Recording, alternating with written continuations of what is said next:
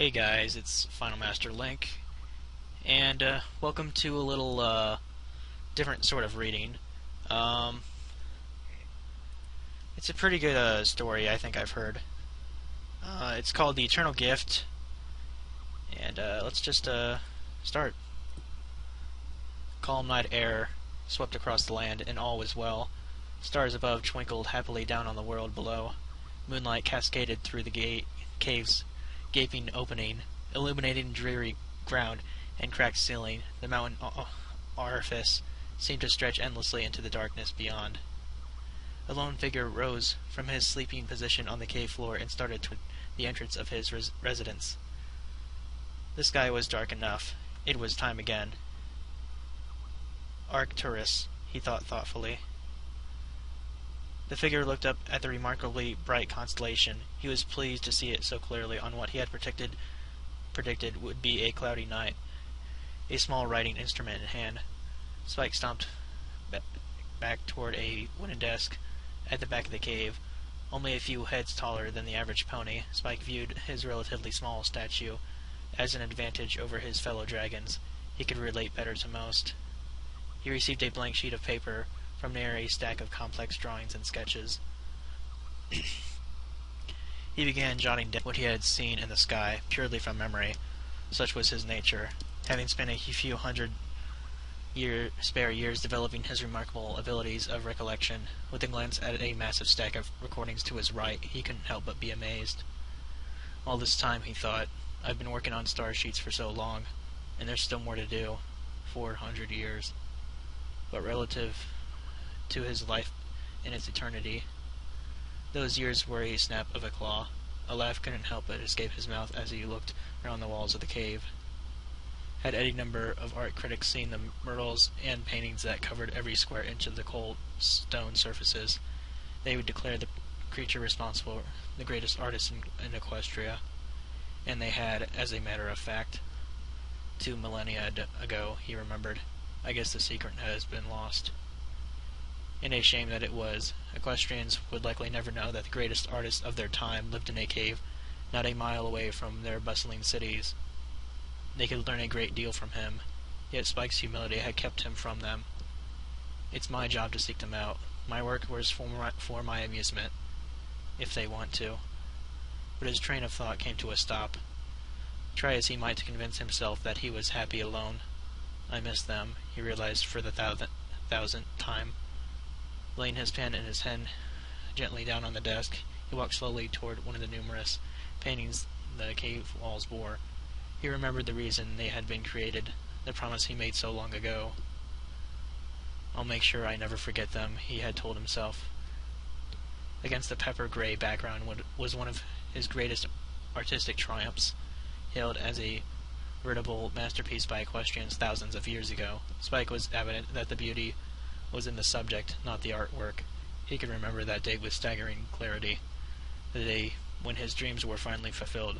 On that day, when the greatest occupation of his heart, his greatest hope, finally came true. The greatest day of my life, he remembered. Another classic Pinkie Pie party. Spike had thought eons ago. On the day of Pinkie's 4th, it's Saturday morning right now, party that month. Nevertheless, every pony was enjoying herself immensely. Pinkie had once again spared no expense in making the party what she described as extravagantly party-tastic. Streamers covered every square inch of the roof. Air balloons hung from rafters and banisters. Helium balloons from the ceilings, punch, finger foods, and pin the tail on the pony had also made their appearance, and in all honesty, Twilight appeared to have been drinking something other than carrot juice. Isn't this the day of the... She burped loudly and just managed to avoid spilling her glass full of instant joy juice. Best party ever this week, she finished, trotting toward him eagerly. I guess, Spike said with a small smile. But you don't think that you've had... Twilight helped up a hoof as her eyes widened. Don't you think you've had enough, ugly? She responded to his half-finished thought. Before he could answer, she gave an almost shrieking laugh as she swigged from her cup once more. Spike followed her chuckling lead and decided not to push the issue further. After all, one of the main reasons she was willing to pull up with all these parties in the library was stirring, sitting in her cup and stomach. Under the influence of her draw, Twilight began a surprisingly coherent rant explaining magic theory to a nearby Applejack who simply stared on and responded with an occasional "what?" Spike couldn't help but laugh at her antics as he shot a look toward the door for the umpteenth time. Having thought he heard it open, he was rendered disappointed once more when his beloved Rarity failed to make an appearance. He needn't worry, he realized. Rarity would never miss one of Pinky's parties if it could be avoided. She would almost always show up fashionably late, but even still, Spike couldn't help but feel restless until the beautiful white pony strolled through the door. "Ooh," Twilight said, having turned from Applejack for a moment and noticing the longing glance toward the door. "Someone's in love, isn't he?" she teased, prodding him with a hoof. Spike sighed as she continued to prod, hysterically amused by her own jokes. While Twilight was usually fun in this state, sometimes it just became downright. "In love with who now?" came a voice from behind the three. Spike's heart dropped into his stomach as he heard the familiar angelic voice. "Rarity," he exclaimed, abandoning all pretense of restraint and turning to hug her. Rarity could only laugh lightly, and at his reaction, such a response had become standard fare when she made an appearance at a social gathering. "It's good to see you too, Spike," she said, returning the hug. Fuck. Twilight's giggles exploded once more at the sight. She grabbed an unmarked bottle from a nearby table and started after Applejack with it, shrieking just a sip repeatedly. Spike and Rarity watched in amusement for a moment. "Spike," Rarity said softly, laying a hoof on her shoulder, "there's something I need to tell you about." Spike's heart leaped from his stomach into his throat. What could she possibly want? Rarity led him into a secluded corner of the library, where they would not be overheard. "So coming to my birthday party tonight, I assume?" Spike asked, trying to control the shaking in his body and quavering of his voice. "Pinky swears it'll be twice as hopping as this one," he said with a wink. That's what I need to talk to you about." Her hesitance causing a sinking feeling to develop in Spike's stomach. "You see, I have a very important client requesting an outfit by tomorrow morning, in order to get it done in time." Spike's deep feeling of disappointment felt as if it had hit the bottom of his stomach. "I understand," he said simply. There was not even an attempt to hide his disappointment. She could tell. "I'm so sorry, darling," she said, genuinely feeling so. "I'll make it up to you somehow, I promise." "No need. Just do what you need to do," he said with a sad little smile. She returned the smile before walking away from the corner. As she trotted away, Spike couldn't help but feel a weight of crushing disappointment. It just won't be the same. And with a sigh, he returned to the rest of the party. Man. Poor Spike. "All I'm saying is that we could use a few more balloons," Pinky insisted a few hours later while trying to ribbon on the staircase banisters. "Pinky," Spike started, already nearly buried by the bright-colored rubber surrounding him. "Oh, wait," Pinky yelled suddenly, sprinting towards the door. "Now what is it?" Spike asked, attempting to remain patient. "Cupcakes," she called from the distance as she ran down the street. "I'll be right back." Pinkie Pie, you crazy pony. He couldn't help but laugh as he looked around at the decorations. Pinky had taken it upon himself to make this birthday remarkably special. The balloon count in the room seemed to have tripled. The ceiling sparkled with stars that Twilight had drummed up just for the occasion. All around, the number 16 dominated one's vision. Spike smiled contentedly. As the sun approached the horizon, he couldn't help but feel happy. Tonight would be beautiful, all thanks to his friends. "Certainly looks good down here, doesn't it?" Twilight asked, trotting down the staircase. Her head was hung slightly. "Well, look who's finally up," Spike teased. "Can we keep the jokes till tomorrow?" she asked. "I've got a terrible headache." Spike laughed. "Serves you right. Here." He handed her a bottle of potion to ease her pain. She took a drink and looked back at him gratefully. "Listen, Spike, There's something important I want to talk to you about before everyone else gets here. You're not going to kick me out, are you? He asked, preparing for the worst after Rarity's declaration had begun in a similar way. Twilight appeared shocked. No, I would never do that. I love having you here. It's just that the older you get, the more I realize that you're not going to be here forever. I just want you to promise me that if you do end up leaving, you'll still be around to help me out. Spike was taken aback. Why would she think he would leave? Do you know something I don't? He asked suspiciously. Please, Spike, she almost begged. Promise me. Of course I promise, he said finally. I would never want to leave anyway. She smiled sadly. That may change someday. Spike was still suspicious, but he was determined to enjoy his party regardless of the events of that day. True to her word, Pinky returned later with 10 dozen cupcakes from Sugar Cube Corner, at which point the party entered full swing. Spike couldn't help but be impressed with her party planning skills, which were honestly never in question.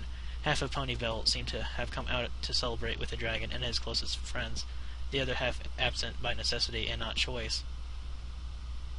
I'd have to be insane not to feel great about this, Spike told himself. But it was no help. All of Equestria could have been at the party. It wouldn't have mattered. The only pony Spike truly wished was there was locked away in Carousel Boutique. He shook the thoughts from his mind and attempted to enjoy the party nevertheless. He walked slowly to a large table around which his 5 friends were seated playing a board game. Twilight was once again incapacitated, but had this time been joined by the other 4. Come on and join us, buddy. Twilight reached out and tried to pull Spike towards the table. Spike didn't know how to respond. Fluttershy threw her head back and giggled. Someone's chicken. That's kind of weird. Fluttershy is acting kind of different. She started to make chirping noises, soon to be joined by the ringing laughter of the others. Spike was baffled. While he had seen Twilight in this state before, it was remarkable to see the entire group in such a manner. Really, no thanks, he said firmly. I'm just going to step outside for some fresh air. Suit yourself, Rainbow Dash said, still giggling. Spike made his way up to the stairs and to the library's balcony. Stepping lightly out the door, he took a deep breath and tried to make sense of the situation. Spike's feelings for Rarity were no longer immature or based solely on appearance. They had never disappeared as Twilight had predicted. Quite the opposite. They had intensified tenfold. He looked up at the dark sky. The lack of stars helped to mirror his mood. With a deep breath, he exhaled bright green flames into his claws. The cool night air seemed to chill his entire body as he attempted to ignore the pain of his absent friend. Eyes closed, the dragon heard the door behind him open and close quickly. Not bothering to turn, he spoke up. Whoever you are, I'd like to be alone for a while. I have some things to work out. And what might those some things be? Shock shot through Spike's body as an electric bolt. Recognizing the voice, he turned rapidly on his heels. Rarity, he exclaimed, rushing toward her. My, aren't you affectionate today? She said with a laugh, her head over his shoulder. Was I missing something other than your birthday? Spike collected himself quickly. No, he faltered.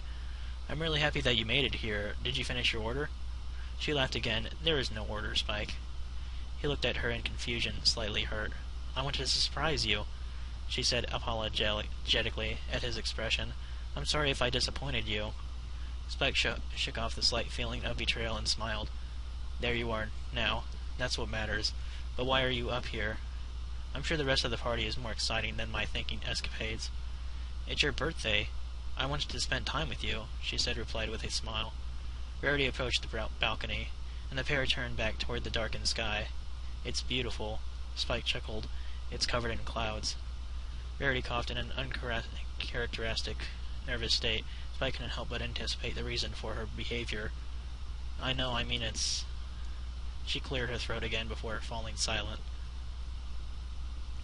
Eyes trained on the air above. Rarity finally broke the long silence. What do you think of me? She blurted before taking a massive breath. Spike turned toward her questioningly, heart bouncing back and forth against his chest. What do you mean? Rarity took a deep breath and tried again. What do you think of me? She repeated, turning toward him and looking him shyly in his wide eyes. Spike's heart raced. He had waited for so long for her to ask that question. Why hadn't he prepared an answer? Why didn't he have a response waiting on the tip of his tongue? And why was he wasting time berating himself up for not having an answer when he needed to think of one? It was Spike's turn to cough. Well, I think you're really artistically talented, he stated, unsure of what to say. And I think you're very pretty, but that's kind of... He trailed off, face redeeming at the childishness of his own statement.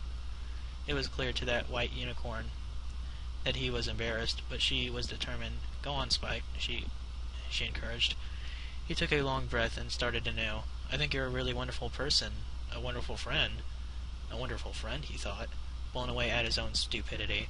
That's really the best I can come up with, he mocked himself infernally. Spike watched, disgusted with himself, as she deflated before his eyes, despite her best efforts to hide it. He recognized in a split second that if there was anything right to say in this situation, he had failed to find it out of the corner of his eye. He could see her mouth form words. Friend, I'm too late. Her lips motioned. She breathed deeply and spoke again. I'm asking because I've not been fair to you. I've been downright unfair to you for a long time. Spike's expression was all the admonition she needed to continue. The truth is that I like you. Rarity's immature words would otherwise have made her cringe. At the moment, she didn't care in the slightest. It was the truth. You like me? Spike tried to sound casual as his heart practically forced its way through his ribs. She shuffled her hooves, pressing on. I really... She stopped again. Spike made to open his mouth, but she beat him to the punch. I mean to say, I love you, she said simply, almost in a whisper, as she locked his gaze. Rarity made it to her careful practice to never let her speech go unfiltered. This was a rare occurrence, a fact which Spike knew well. I've been in love with you for a long time now, she continued. I'm ashamed of myself. It took me far too long to realize. Spike suddenly realized the significance of his employer's earlier words. You told Twilight about this, didn't you? Told her you were going to talk about this? Rarity nodded. I needed her advice, to see if I should just share it with you. I was afraid your feelings might have changed after all this time, and I guess Tears had started to form tiny pools in her eyes. Rarity, Spike started to explain. You don't need to try to comfort me, I understand. She cut him off. How could you possibly still have those feelings for me now, after all I've done to you? No, that's not what I was going to say, he said almost pleadingly. No need to try and explain, she said, turning towards the door. I never expect your feelings to be intact after all this time. I just wanted to tell you, I'm sorry, Spike. Okay, seriously? Come on, Spike, grow some balls. She's basically opening up to you. You can at least, say you're hot or something. I mean, that would help. All that had left his mind, as if he had suddenly shut down. Her slow and quiet footsteps did nothing to recapture his focus. Spike's mind was suddenly aflame. She's leaving, he told himself. What are you doing? Go get her. He finally returned to the issue at hand, just as Rarity's hoof connected with the doorknob and a new steam of tears dropped to the ground. As liquid diamonds, he spoke. Wait. All he could bring himself to say at first. Rarity stopped abruptly. Only turning her head slightly, she responded, Spike, I understand you really don't need me to explain. I just waited too long. She started to turn to face him. I'm glad you're so concerned for me, but... Yet she was interrupted by a kiss. Her eyes went wide, briefly before closing in shock and pure joy. As they broke apart, her eyes begged for an answer. I never said I didn't feel the same way, he said with a winking smile. You should learn to listen. But you said friend, she said, blurted unintelligently. You think that you're the only one who's afraid of rejection? They kissed again. Stepping back, Rarity was happy as could be. And what happens now? Are you sane? She started hopefully. He answered her by drawing her close. Neither of us ever has to be afraid again. Rarity's tears of crushed hopes became a picture of joy, as the dreams of both were finally fulfilled. "Happy birthday, Spike," she said through the stream of water. "Happy birthday." He embraced her once more, paying no attention to the passing of time. She finally spoke after a long pause. "Spike, would you come back to my boutique to help me with a new design?" She asked, her pitiful attempts at deception failing to even convince herself. Oh, God. You can kind of guess what's going to happen. Spike smiled and ignored her lack of tact. What a wonderful idea. Arm in a hoof, the duo left the hallway, ignoring the stares of the guests as they strolled through the party. Nothing could cause Spike distress now. There was no comparing the rest of the reactions, however, to Twilight and her friends. Applejack and Rainbow Dash simply burst into laughter at the sight of the two, interlocked and approaching the door. Twilight and Pinkie Pie simply stared, mouths agape. Fluttershy was not to be outdone, however, bursting into happy tears to such a long-awaited event had finally taken place. "Just ignore them," Spike recommended as they neared the exit. "Right now, this is about you and me." She glanced at him with a glowing smile as he opened the library door and stepped out into the warm night air. "I have a feeling I chose correctly," she said, closing her eyes in self-satisfaction. Spike laughed. "Well, Rarity, not that I'm not pleased," he assured her as they started down the path to Carousel Boutique. "But how did this happen? When did it happen?" She looked upward for a moment. "It's a bit of a long story." "We've got a bit of a long walk," Spike replied with a grin. "Well," she began, "it honestly started years ago. As you matured, I started to realize that your feelings weren't just some immature fancy, and that you weren't just some immature dragon." Spike couldn't help but be slightly embarrassed at that. "You knew all along." "Of course I did, silly," she giggled. "You might as well have announced it to all of Ponyville. Anyway, I noticed you were becoming so generous and so helpful and brave, so handsome and muscular." She stopped abruptly in the middle of her flattery and cleared her throat loudly. "Well, don't quit now," Spike joked. Rarity's giggles began afresh. "Well, you get the point. I'll stop complimenting you while your ego is still the size of a blimp rather than a mountain," she said with a wink. "After I noticed all that, my feelings began to develop. I suppose for a long time I tried to repress them, tried to ignore them. Maybe part of me wanted to think it could never work." Spike glanced at her with a slightly hurt expression. "Oh, but don't think that lasted long," she said hastily. "It didn't take long for me to realize I was just being plain foolish, to finally understand what I needed to do. That was just over a year ago." "But why then did you take so long?" Spike asked in confusion, doing his best not to sound ungrateful. Rarity sighed. "When I finally stopped being so shallow, it was right around the time you got much better at hiding your feelings." Spike suddenly nodded an understanding. "And so you thought you'd moved on," she confirmed with a slight shudder, refusing to think of what might have happened if he had. "And finally, when I talked to Twilight the other day, I realized it was now or never. I had to take a shot at it," she said simply. Spike's smile failed to do justice to the near torrential explosion that had just occurred in his heart. He put an arm around her and cuddled her close. "You don't need to worry about that." "Spike, you hopeless romantic," she swooed. "You'd have waited your whole life, wouldn't you?" Spike gave a simple nod in response.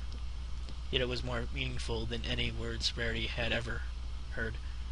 Their smiles were almost painfully large as they approached the boutique. As Rarity opened the door, Spike waited with bated breath to ask the most important question he'd ever uttered. "So, we're together now?" Spike's heart rate tripled when he spoke the immature words, as a school dragon might. He wanted there to be no question. Rarity simply looked up at him with twinkling eyes and nodded. I would think so, she said, winking. Spike closed his eyes, heart still pounding, and smiled. Best birthday ever, he thought. And what happens now? He inquired hopefully. His newfound mate giggled as a filly whirred for the third time and took off into the building without a glance back. "Catch me and you'll find out," she said. She called as she went. Spike laughed and sped after her. Dreams come true. Spike's tears flowed forth onto the cave floor just as they had the night of his 16th birthday, all those innumerable years ago. "I hope you're sleeping well, my love," he whispered to the air around him. He could remember those days as though they were yesterday, the chain of events that had led him here countless ages ago. Perhaps, he began thinking. But even before the thought could form, he banished it.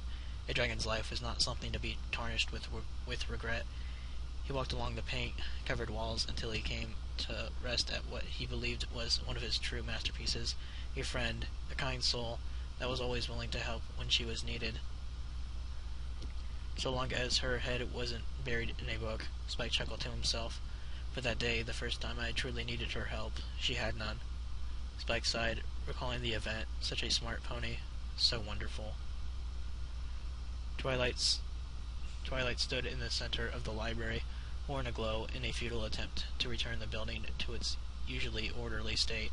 Broken glass littered the ground, puddles of spilled punch moistened the soft wood floors. Remnants of half-consumed cupcakes and finger foods remained a testament to her previous night's activities. She sighed heavily. "Oh, I hope Spike gets here soon," she said desperately. Twilight wouldn't blame him for leaving, of course.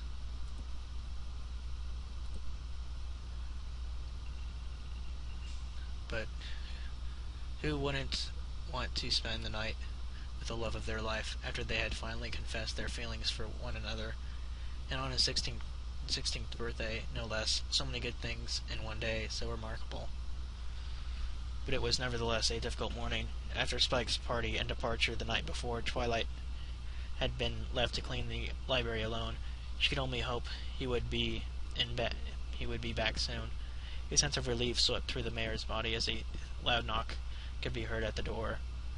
"Oh, thank goodness, Spike. There's a lot of cleaning up to do since the party yesterday, and I could really use some help." She directed some of her magic's attention at the door, which briefly glowed bright purple before opening. "I could use your help to re-shelving these books to start, and then if you wouldn't mind sweeping the kitchen floor." As she turned to face him, the flow of words from her mouth stopped.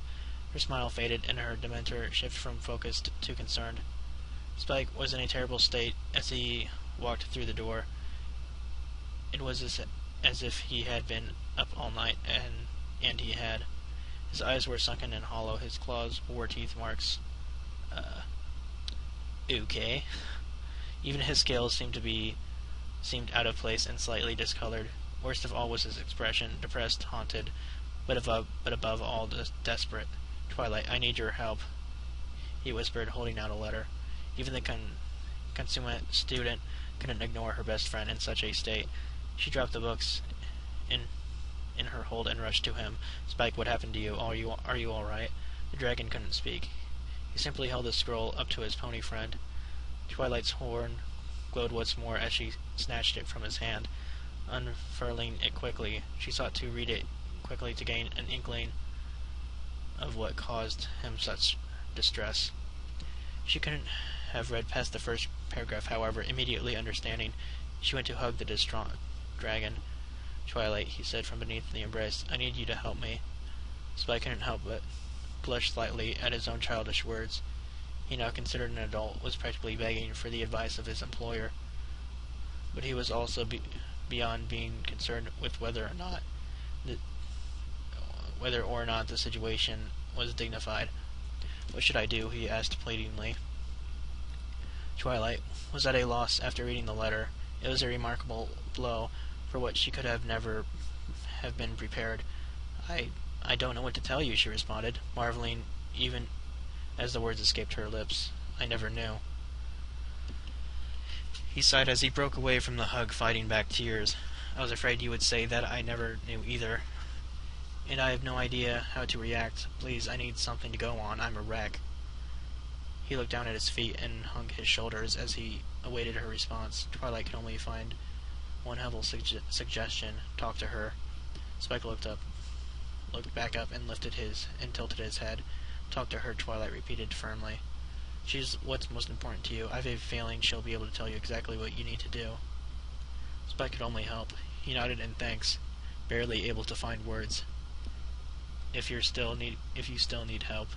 The Lavender Mare shook her head. Go find her. This is more important right now. Even I can tell, she said firmly. Nodding his thanks once more, Spike took off without a second glance. Good luck, Spike, she said compassionately, and he disappeared into the steadily rising sun. Bathed in moonlight, as the ever-familiar feeling of loneliness crept through him, he simply stood for a time. Even when she didn't know what to do, she would still try to help in any way she could. Spike realized she was always there for me. Glancing along the jagged walls of the cave, his artwork sketched seemingly endlessly into the darkness. He sighed and stepped away from the images. It was all he could bear for at the moment. Eyes closed tightly, the dragon could feel the air begin to warm around him. He peeked an eyelid open and saw the sun steadily rising. Another night had passed in the eternal cycle. With an almost longing glance at the glowing orange orb, he had turned back toward his desk at the cave's far wall. Am I really better off? He couldn't help but wonder. Resuming his recording of the stars from memory, Spike's thoughts drifted to times long past. Pinky used to name every constellation in the sky, he thought with a chuckle. Even she didn't know how she did it. And Applejack would just stare and yell about how gosh darn many there are. He shook his head. Memories. Am I doing myself any good thinking about the past, or am I just renewing the pain? He tried to focus on his writing. After what seemed like hours, he heard a fluttering noise at the entrance of the cave. A visitor. It seems you've kept yourself busy, said a kind, familiar voice. All semblances of his usually proud demeanor gone in an instant. Spike spun around to face the voice. Celestia, he said breathlessly. For the two ancient souls, respect was no longer necessary. Their relationship was more that of a brother and sister. He rushed to the cave, opening to embrace her, an expression of affection which she returned wholeheartedly. Spike, my old friend, she said with a loving smile. How are you? He hesitated as he broke from the hug. How am I exactly? He asked himself. Before she could recognize the delay in his response, he hastily replied, I'm doing well, thank you. Please come in. He gestured inside the cave. Celestia wasn't easily fooled. She recognized instantly that something was not entirely right with the gentle dragon. Yet she didn't press the issue. Sitting at a gold table, one of the only pieces of Spike's small hoard, she continued with light-hearted conversation. Well, that's wonderful to hear. It's remarkable to see all that you've done since we last spoke. Well, you know me, he said with a smile, sitting opposite her in a crystal chair. I have to keep busy or I'll go insane. How are you, my old friend? And please don't mistake this for displeasure. It's wonderful to see you, but why have you come? She giggled almost girlishly. I'm doing quite well, thank you. And a princess can't come to visit one of her oldest friends simply because she wants to. Spike laughed as he rose quickly from his seat. Sorry, it's just that I don't often get visitors anymore. Can I get you anything? He asked, walking toward a crystal table containing a vast array of bottles and crystal glasses. Just water, thank you, she replied. And no visitors, huh? But I hear you've been quite the hero in recent weeks. Spike paused while pouring himself and his guest a drink, attempting to hide his recognition of her statement. I'm not sure what you're talking about. He lied. Don't you? She asked with a sly smile. So humble. It's remarkable, really. I heard that a certain mysterious purple blur saved a group of fillies from being crushed during a building demolition. Now who might that be? She asked, smile steady. Spike coughed and tried to come up with an excuse. Well, You need to come up with a clever excuse for all that, Spike, she said gently. I want to thank you on behalf of Ponyville, since you never seem to take credit for your actions of bravery. I doubt they even know you're living right above them, she said with a half-expressed grin. You know, it doesn't kill to recognize that you've done some good every once in a while. Maybe not, Spike said, sighing resignation. But I feel like this is the best way to follow her example, the one she passed on to all of us before she left. And which is that there's a good number of them, she winked. One in particular, after all, it's impossible not to value hard work with little reward if you spend your life farming apples. So hard working. Hurry, y'all, Applejack encouraged. That lightning storm ain't gonna wait around while we dilly-dally. Spike smiled apologetically when Rarity had bent down to pick up one of the many fallen branches. He couldn't help but give her a flirtatious smack. You're such a dog. He watched, entranced by her even when she was exhausted and drenched in sweat, as Rarity continued her work clearing the brush surrounding Sweet Apple Acres away. It had just been 2 years since Spike's 16th birthday. 2 years since he and his true love had finally shared their feelings. 2 years since his dreams had come true, and years since his decision, the most consequential decision he had ever made. And even after all that time, it still seemed to be a dream. Nothing had been imagined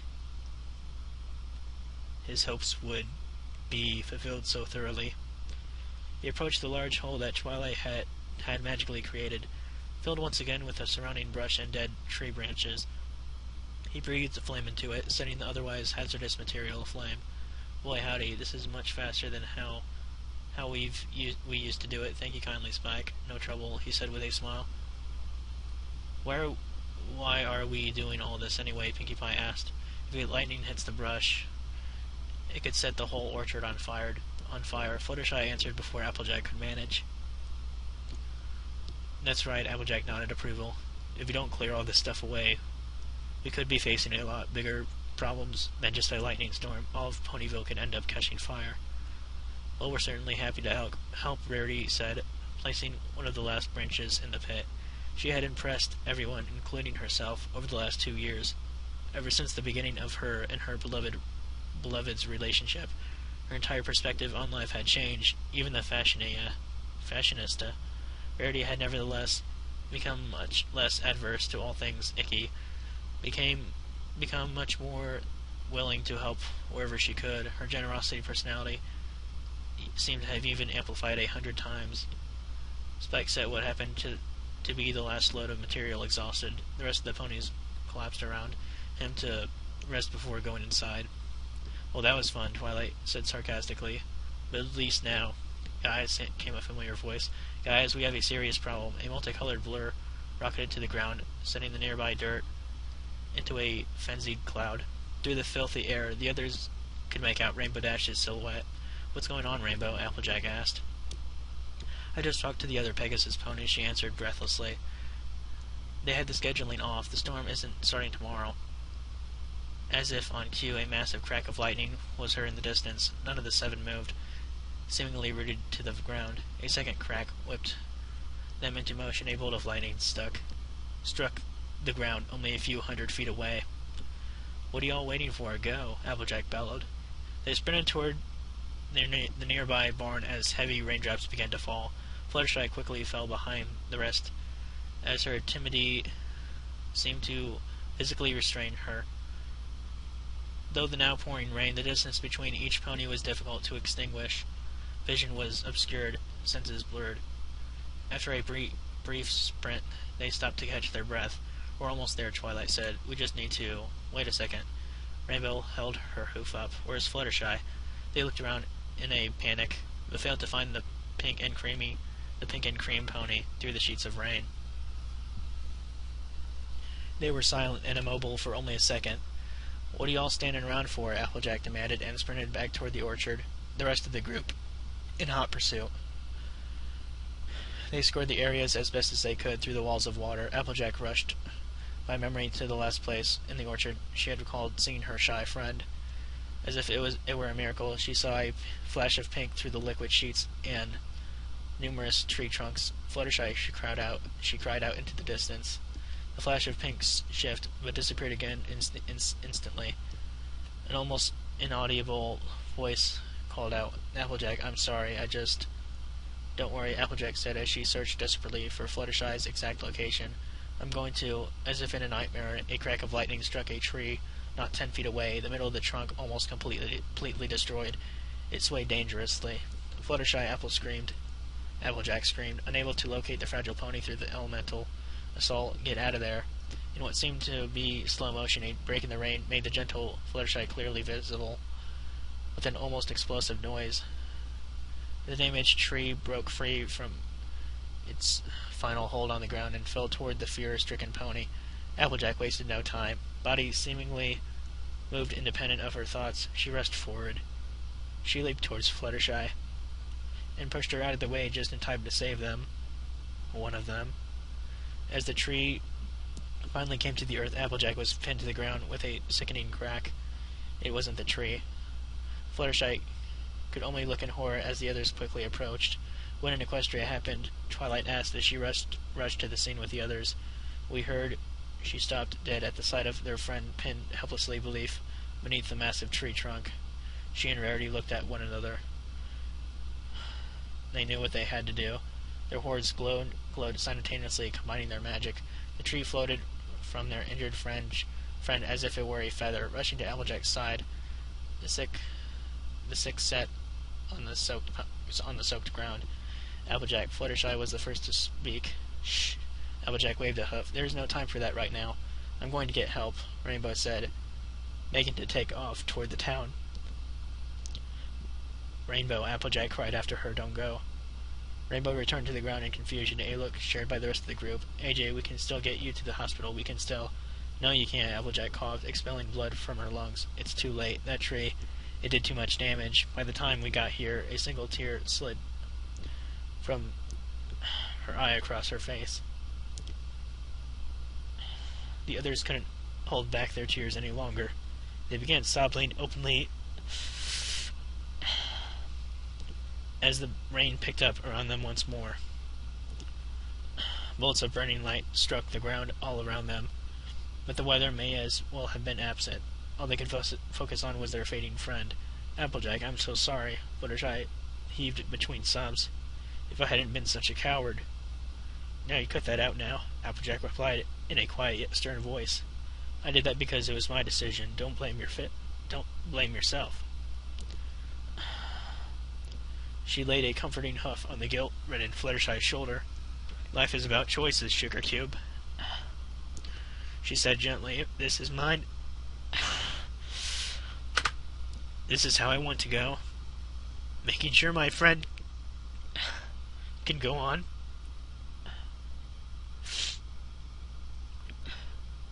At her words, the six realized what she meant. These would be the last words that they would speak to their dear friend. "Applejack," Fluttershy said, "you've been such an amazing friend. I want to be here right now. If it weren't for you, I can never thank you enough. You were always willing to help me when I needed it." Rainbow spoke up. "Fuck. You never asked questions, or got mad at me. You were always there for me." Applejack smiled, but winced in pain a second later. Crimson patches of color appeared on her coat. Even in her state, she smiled up at the two. "You were kind," Spike said. Fuck. Wiping the tears from his eyes in time to be soaked by rain once more. "You were always kind. You gave so much to so many ponies. You were fun, even the optimist. Pinky refusing to hold back tears. You always loved to play around. Fuck. Even when there was work to do." "He put up with us," Rarity said, placing a hoof on Applejack's, as the life seemed to be slipping from her. "No matter what we did." "And you were my first real friend," Twilight said, "the most grateful of all. If it weren't for you, I might not have stayed in Ponyville at all. We can never thank you enough." Each of them placed a hoof or claw on her body. It was Applejack's turn to speak. "Y'all are the best friends I've ever had," she said, voice growing even weaker. "Every one of you is equally the reason my life has been so special. No matter what happens next, I'll never forget you. Any of you, thank you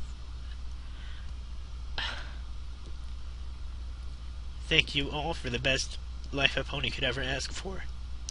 I'll never forget you either," Rainbow managed to say as she neared the end. "Cross my heart," Pinky began. "Hope to die," Twilight and Fluttershy heaved, took a cupcake. Rarity and Spike began between their sobs. "In my eye," Applejack finished.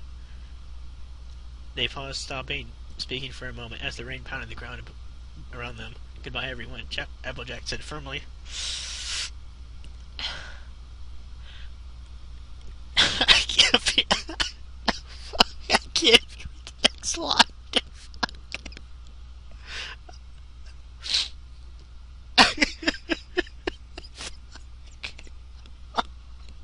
Not again. Oh, fuck.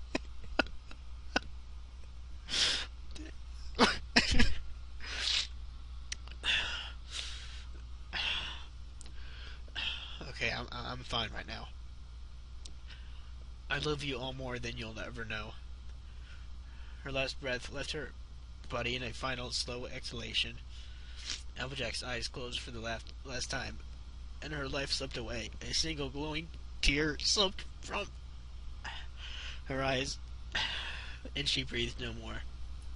They bowed their head in a moment of silence, blind and deaf to the storm around them. Spike. Mine was a swirling type food. The situation seemed wrong, impossible, and yet here they were. How, he wondered, staring at the limp body of their beloved friend as his tears joined the raindrops below. All those years of fun and adventure, all the things we've been through without a scratch. How did this happen? His conscience seemed to leave his body, to view the scene from above. It felt as a dream, a nightmare. After what seemed like an eternity, Spike finally regained control of himself. He moved slowly toward Applejack's slowly cooling body, staring into her beautiful face a last time. A face of giving, of sacrifice, of love. Gently as one would a baby. Spike wordlessly lifted her limp person from the ground. Twilight acted next, using her magic to create a shield from the elements around them. Why the fuck didn't you use that like 5 minutes ago? Seriously, what the fuck? That's fucking bullshit, right there. "Let's go, every pony," Spike said, head hung low. "There's nothing more for us here. And we'll bury her in the orchard," Spike had said that fateful day, "so future generations can follow her example." "She was an amazing pony," Celestia said, wiping a tear from her eye. Spike nodded, attempting not to burst into tears over an event that had passed so long ago. Neither party spoke for several minutes. "Do you regret it?" Spike looked up questioningly into her eyes. Behind her, the sun rose steadily, illuminating her body in a glowing sheen. "Do you regret taking the gift?" she asked. Spike truly considered the question. "Do I?" "Remember what she told you, Spike?" He thought, all those years ago, before Applejack's passing. Never looked back. Hours, only hours since his 16th birthday, only hours since he had finally had his greatest dream fulfilled, only hours since his world had come crashing down around him. As he walked, Spike was deep in thought over what to tell Twilight. It has not been a day since he told his employer he would never leave, and now he's deciding on which way was best to break the news. "I want to spend every minute of my life with Rarity. I love her, and I'm not going to live forever." His last statement seemed laughable now. Taking Twilight's advice, Spike immediately set out to find the one he hoped could shed clarity on the situation. He strolled down Ponyville's main street shortly after sunrise as the sun shined brightly down from the azure sky. He couldn't help but find the beauty of the day remarkable. The birds were singing loudly, animals were happily scurrying in and out of their homes, even the flowers and trees seemed to greet him in a friendly manner. displaying their blossoms and petals in an unparalleled fashion. It was incredible. Too incredible, I couldn't help but be cynical in considering the circumstances. Either I'm not something, or some pony's messing with me. His mood couldn't stay dark, however, at what came into his sight next. There, in front of one of Ponyville's numerous carts, was his dreams incarnate. Spike, Rarity shrieked in delight when she saw him a moment later, sprinting from the linen cart in Ponyville's market. "Good to see you, too," he chuckled. "But I just saw you an hour ago. I can't be excited to see my dragon," she asked, poking him playfully in the snout. "But what are you doing here?" she wondered aloud. "I thought you left to go help Twilight." Spike looked down at the ground. "What's the matter?" she asked in earnest. He sighed. "Do you have some time to maybe sit down and have lunch? There's something important I need to talk to you about." She was taken aback. "Well, sure. I'm just about done here," she said despite her confusion, magically lifting her back to her sides. They walked slowly along the sunlit road to Ponyville's premier eatery, ironically named Untitled. That's funny. Rarity kind of took the silence. "What's the matter, dear? I haven't seen you so distraught in quite a long time." Spike searched for words. "It feels like everything is changing so fast," he replied. "It doesn't seem like any time has passed. It seems like I'm still that same baby dragon you met all those years ago." Rarity couldn't help it. "Something's happened, hasn't it?" she said, refusing to take her eyes off him, as he held the restaurant door open for her. He sighed. "I'll explain inside." They sat down at one of the numerous tables arranged in a diamond shape inside the large building. "I got a letter from Princess Celestia today," he said, brandishing the scroll, which he had shown Twilight.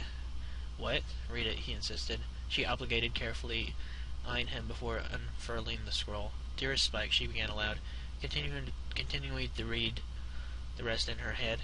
"Today is a very special day, for I can finally reveal to you the power that has laid dormant inside your body for years." She looked up at Spike, waiting for an answer. He simply motioned for her to continue reading. "As you know, all dragons have remarkable powers, but a handful of them have abilities so strong that their effects are legendary." She pressed on. "I want to tell you of one of these abilities. Inside your being lies something that past generations have referred to as the Eternal Gift. An ability discovered by dragons of ancient Equestria. It is a unique fire that lives in a small number of your kind. When unlocked, this special flame allows the bearer to live for eternity." Rarity stopped dead. You have this gift?" she asked him incredulously. Apparently, he nodded solemnly. "But then what's the problem?" she asked him. What an amazing ability. What I wouldn't give. But would you?" he asked her desperately. "Would you want to live forever? Outlive all your friends? Your family? Your true love?" His expression was heart-crushing. He was torn apart inside. Rarity stopped absorbing what he had said. "Outlive them all," she said quietly. "But if you're so torn up about it, why not just refuse?" he asked him. He sighed deeply. "There's more to the letter," he said, retrieving it from her grip. "While you may refuse the gift, I feel compelled to warn you of the consequences. This is a rare ability among dragon kind. To refuse eternal life would be considered an insult to your species. Future generations will look on your memory in disdain." Well, fuck that. Generations can go fuck themselves. "I recognize this is a difficult decision for you. Please take all the time you need to reply. Lovingly, Princess Celestia," Spike finished. Lovingly? Rarity thought aloud. She had never used that term when addressing Spike before. It seemed even the princess recognized the weight of the situation. "So you have to choose between living beyond every pony you know," she began, "and being shunned by my own species," he nodded. "Spike, I'm so sorry." "Don't be sorry. This isn't your fault," he said. "But I need your advice. What do you think I should do?" "What do you want me to do?" Rarity thought for a moment. Finally, Spike thought he would receive a definite answer. To his dismay, however, she shook her head after a movement. "This is your life, Spike. It's your decision. I can't make it for you." "But this is about more than me, Spike," she told him firmly. "Whatever you choose, I'll be happy." Because I'll still get to spend my life with you. Isn't there anything you can tell me? He asked desperately, as a child would. Spike's lifelines for information were rapidly running out. Only one piece of advice, she replied. Whatever your decision is, you must always be satisfied with it. The only way for you to be happy is if you're satisfied with what you decide. You must never regret it. While not satisfied, her words had brought the tiniest amount of clarity to his clouded mind. He gave a small smile. Thank you, Rarity. You're welcome, she returned it. Now, what do you say we eat something? I dare say all this emotional stress is making me famished. Spike smiled as he pushed the issue from his mind for the moment. I can't think of anything better. No, I don't regret it, Spike said firmly from across the table, snapping back from the flashback after a long pause. I feel like I've done Equestria some good since I took that gift. The books I've written, maps I've created.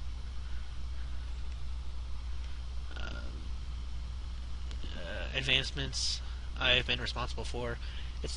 It's not that I'm so great, he said hastily, attempting to restrain his humility, but I feel like I accomplished more in life this way, that I accomplished better things in life this way. But Celestia asked.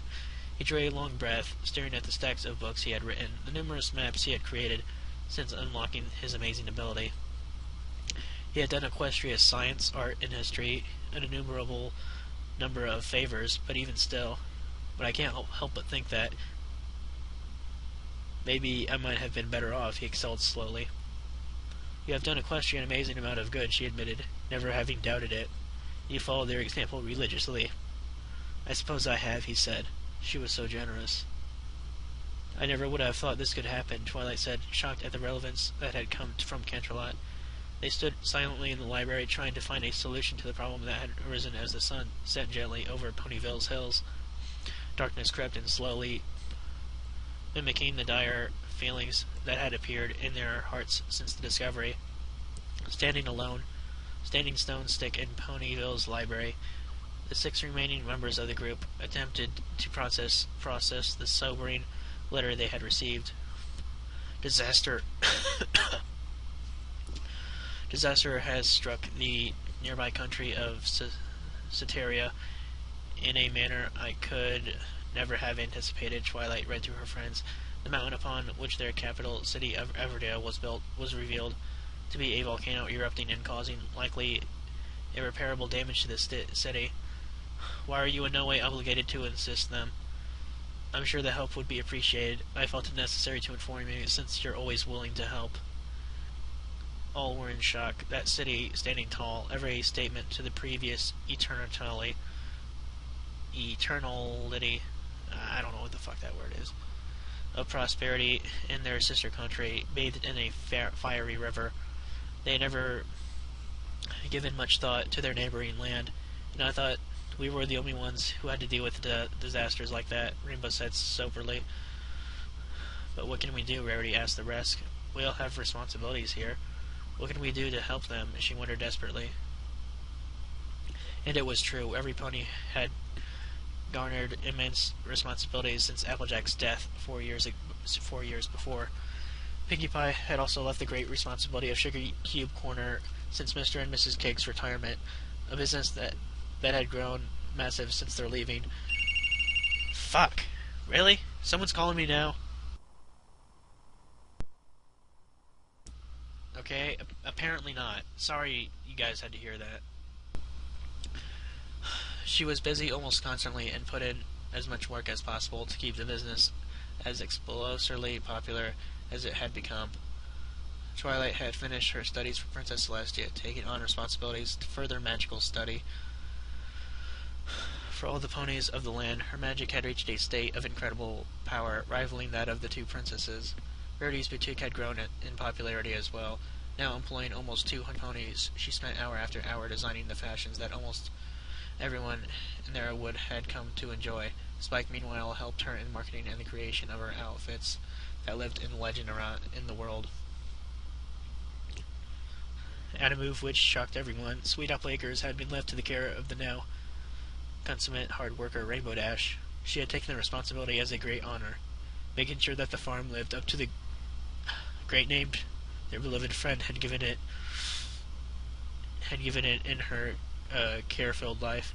It had in fact grown to several times its previous size under her care, the Southern pony's legacy living on through the multicolored mane. We have something to do, Twilight insisted. We may all have our work here, but we have a responsibility to those in need, for her sake. No one spoke for a moment. Even 4 years after Applejack's passing, the pain of her leaving had left a hole in their lives. A hole that they were determined to fill with her constant personality of self-sacrifice. But how will we find the time? Pinkie Pie demanded, having indeed taken a great risk in stepping away from the bakery simply to bear the letter read. Fuck, why am I coughing today? Every pony had their obligations, but still one remained unbound. We don't have to go, Fluttershy said finally. I do. They looked at her incredulously. Well, they couldn't blame her for her personality, since she was the last pony that the rest of the 5 would expect to volunteer for such a dangerous endeavor. You don't have to do that, Spike insisted. I'm sure the relief efforts will be enough, even without our help. Maybe, she said hesitantly, but I'm the only one here who doesn't have some huge responsibility they have to fulfill. Some pony will take over the animals here, but some pony needs to go help them.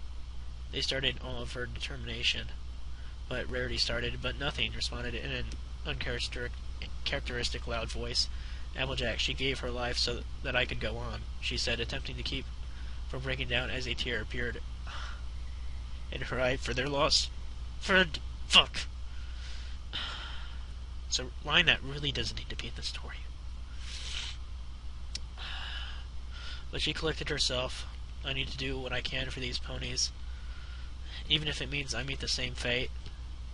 Fluttershy's self-sacrificial personality was not new. It had grown ever since the lightning storm 4 years ago. Her entire persona had become even more loving than it had been previously. It's my decision, she said. The others stared at her in a remarkable realization. Part of Applejack seemed to have imparted to the pink and cream pony to live on in her giving spirit, my bad. Then, if that's your choice, I can send you there, Twilight said finally. The rest nodded approval of her decision. When you come back, Rarity said firmly, we'll make sure everyone knows what you did. They bowed their heads, solemnly approaching the fragile and meek pony. They each laid a hoof or a claw on her, just as they had Applejack at the end. Thank you all, Fluttershy said to them. I may be gone a long time, but I'll never forget any of you. Never. Her words followed those of the long-past Applejack in an almost frightening déjà vu. Spike finally spoke up after a long moment of silence for Applejack. Applejack, the rest replied, still resting their appendages on their brave friend. You'd better come back. Not all of us live forever, Twilight said, casting a glance at Spike. Tears appeared in her eyes as her horn glowed in preparation to transport Fluttershy. Fluttershy nodded solemnly. I will, one way or another. In a flash she was gone. The 5 remaining left their arms hanging in midair. Remembering the last location she was. She'll come back, Rainbow Dash said resolutely. She always does. Thank God I have tissues. Well, they're more like napkins or paper towels, but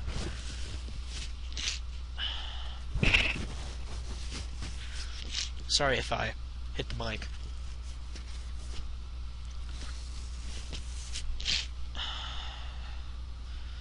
See, I think I'm about halfway through or so. Hell, I don't know. I might as well have a drink of water.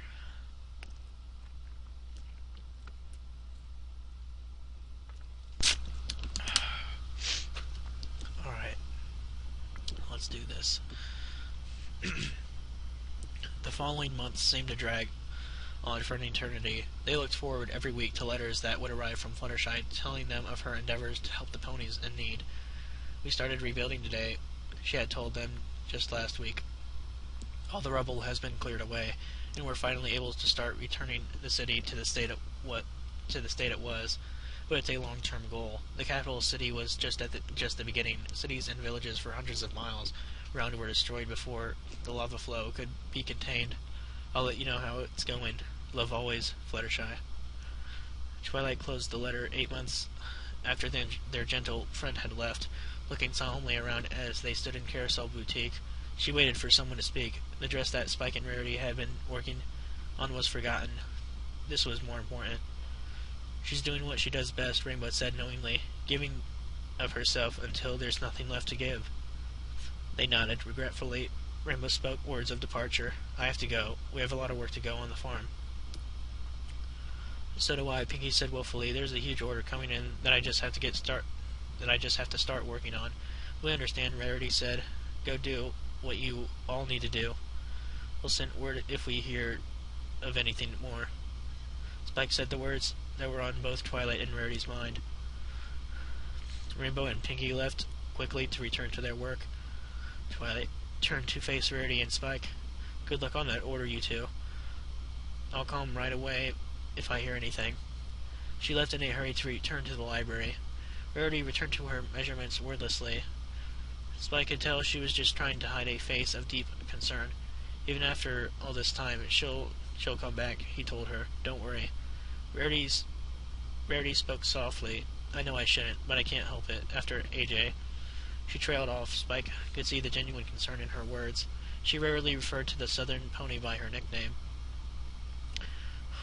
We need to press on, Spike said firmly, approaching her and giving her a loving hug. There's a lot of love. There's a lot of hugs in this story, and I like that. That's what she would have wanted us to do. Rarity turned and nodded with a sad smile. You're right. Now are you going to help me? Spike grinned and approached their design. There was work to be done. Their fashion endeavors continued well into the evening. Their cycle of perseverance was only broken by an urgent pounding on the door. Spike, will you get that? Rarity asked, deep in focus. Spike obligated, headed towards the door. Opening it, some of his greatest fears were realized. Twilight stood before him, teary-eyed. Spike froze. This could only mean one thing. Rarity, Spike cried. Rarity, come here. The white pony rushed to the door. Spike, dear, what is it? But Twilight's expression was all the answer she needed. Something had gone wrong.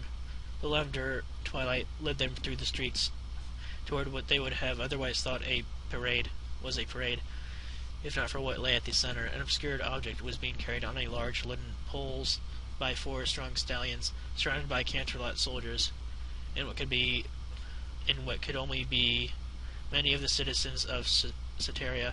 Between the submarine procession lay a large ornate box. Rainbow and Pinkie Pie were quick to join them in observing the scene. What's going on? Rainbow asked in great concern. But no pony else needed to speak. The container held all the answer they needed. Among the beautiful swirling designs decorating it was an image that they had hoped never to see on such an object before. 3 butterflies, Fluttershy's cutie mark. They could only stare, hoping with all their hearts that it was a mistake, a cruel joke. Celestia fluttered down to them and landed gently in front of a halting procession. I'm so sorry to come to you under these circumstances. Tears had appeared even in her eyes. The long line of soldiers and citizens came to rest in the center of the street. Many ponies had begun to look out their windows at the side of the group. In the midst of their relief efforts, a second eruption occurred. Celestia said, blinking the tears from her eyes in a futile attempt at composure. They waited with bated breath for her to continue. While pulling a cart of the injured, Fluttershy reacted to the second eruption. Celestia said, flying the ponies from the scene. She only failed to save herself.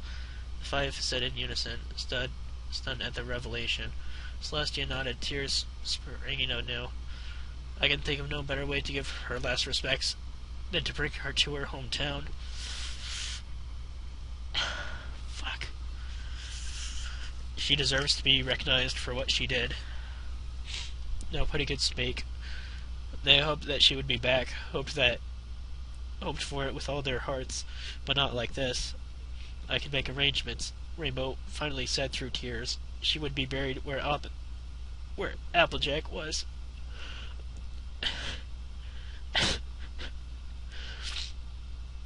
Celestia nodded approval.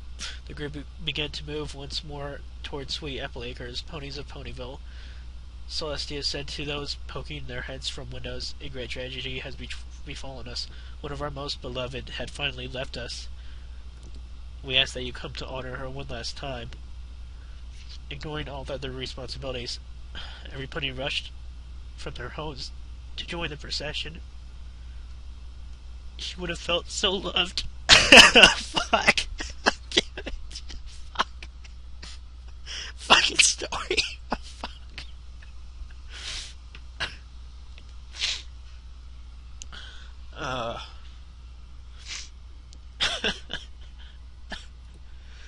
Fuck.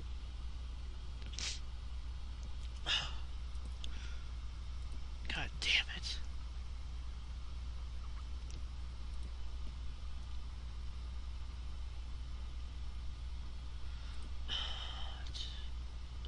I lost my fucking place.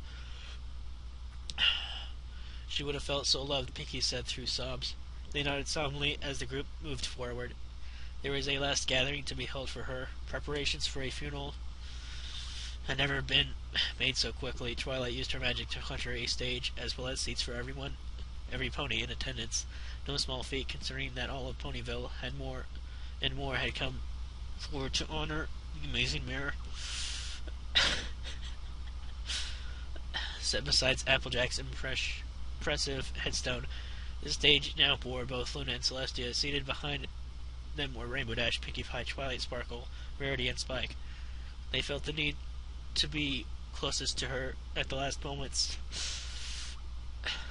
As every pony took their seats, Celestia approached the podium. Even though it was well into this evening, Celestia had kept the sun suspended high in the sky for the whole sake of the event. Holy shit. Wow, that's like in the laws of physics right there.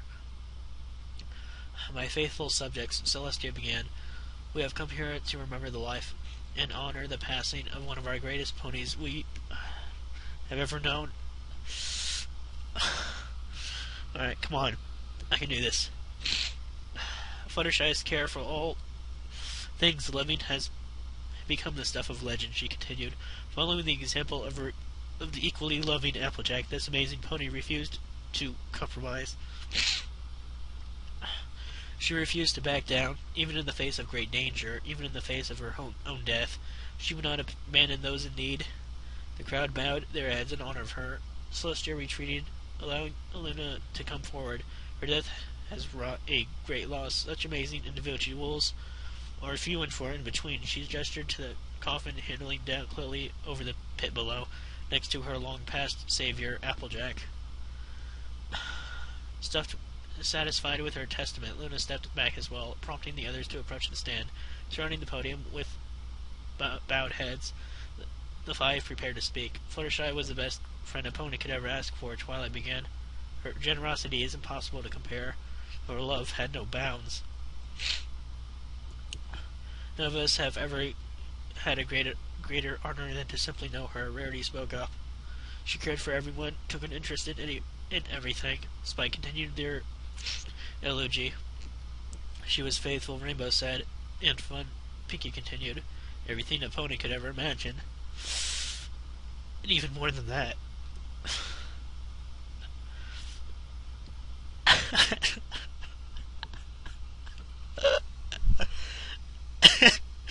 We'll never forget for as long as we live, they said. Every pony in the crowd had been reduced to tears. Even those who had not known gentle Fluttershy personally knew how much they had lost. Her cure had transcended friendship. Fuck. Celestia and Luna stepped forward. As we commit her body to the earth, we have amazing memories. Though she is gone, her spirit, her example will never leave us, Celestia spoke. To Fluttershy, Luna raised a huff. To Fluttershy, the crowd and the six replied. And even As the coffin sank to the cold ground below, her life and love cast warmth through the hearts of every pony there. Always to be a scent, never to be forgotten.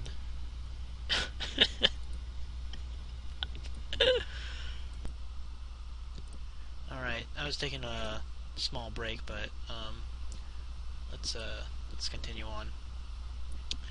Gather around the cold stone. The five stood transfixed at the two graves even hours after the funeral had ended.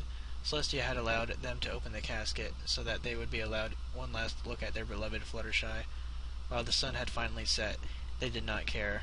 All that mattered was their last respects. "She'll live in our hearts forever," Rarity said as she looked down at the gentle mare's cold body, breaking the long-standing silence as the seemingly unending stream of tears poured from her eyes. Fluttershy's body lay in gentle repose, her hooves at her sides. If they had known no better, she might have been sleeping. Twilight gently touched her forehead gently. Even in death, Fluttershy's face remained locked in an eternal smile. Her spirit could never be broken. They each knelt before the grave with bowed heads, dropping drops of water falling gently from their eyes to the ground below. Twilight saw it was finally time. She magically closed the coffin and removed its railing from the hole atop which it sat. As the coffin sunk slowly into the ground below, it dawned on each one of them a stunning, crashing realization that had not been fully resonated with them until now. Fluttershy was gone, never to return. Twilight began magically filling the crevice that would be their friend's resting place. Finally, the large headstone moved into place atop her grave. The two headstones stood tall, ever a sentiment to their bravery. "Goodbye, Fluttershy," Spike said gently, laying his claws on the cold stone bearing her name. And with that they returned. While their bodies were stricken with grief, their hearts will be forever filled. Oh, fuck. Damn it. She never needed recognition, Spike told Celestia, as yet another tear escaped his body. She never wanted it. All she wanted was to be there for those in need. And that's why you never take responsibility for your deeds, Celestia said knowingly. Spike nodded. Helping others isn't about what you get. Being there should be reward enough. He stood to refill the glass of amber liquid he was holding. It seemed like every time one of them went on, their traits were amplified on the rest of us, he said, backing back facing the princess. Encourage the rest of us to live our lives in the same way they had.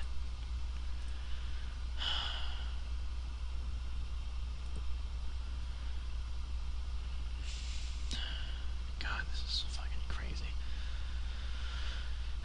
He stared at the glass had just filled. It wasn't the liquid inside that mattered to him. It was the simple container surrounding it. It was a gift from them, he said softly. A gift from who? Celestia asked. Those two, he answered. So brave, so vibrant, so much fun. Come on, every pony, Pinky encouraged. There's still plenty more food to be had. She gestured toward the buffet line that she had created for the event, despite being full. Every pony at the party rose to oblige. They simply couldn't disappoint the vibrant mare. While Pinky never needed an excuse to throw a party, tonight was a special event. Rainbow sat in a corner, exhausted from yet another day's hard work, but it was all worth it to make her donation more complete. I have to admit, Twilight said as she, Rarity, and Spike approached her. I never would have seen you doing this before. Rainbow laughed. I was never a very generous pony. I figured it's about time I gave something meaningful back. They deserved it. Besides, you've all done your fair share of giving. It was my turn.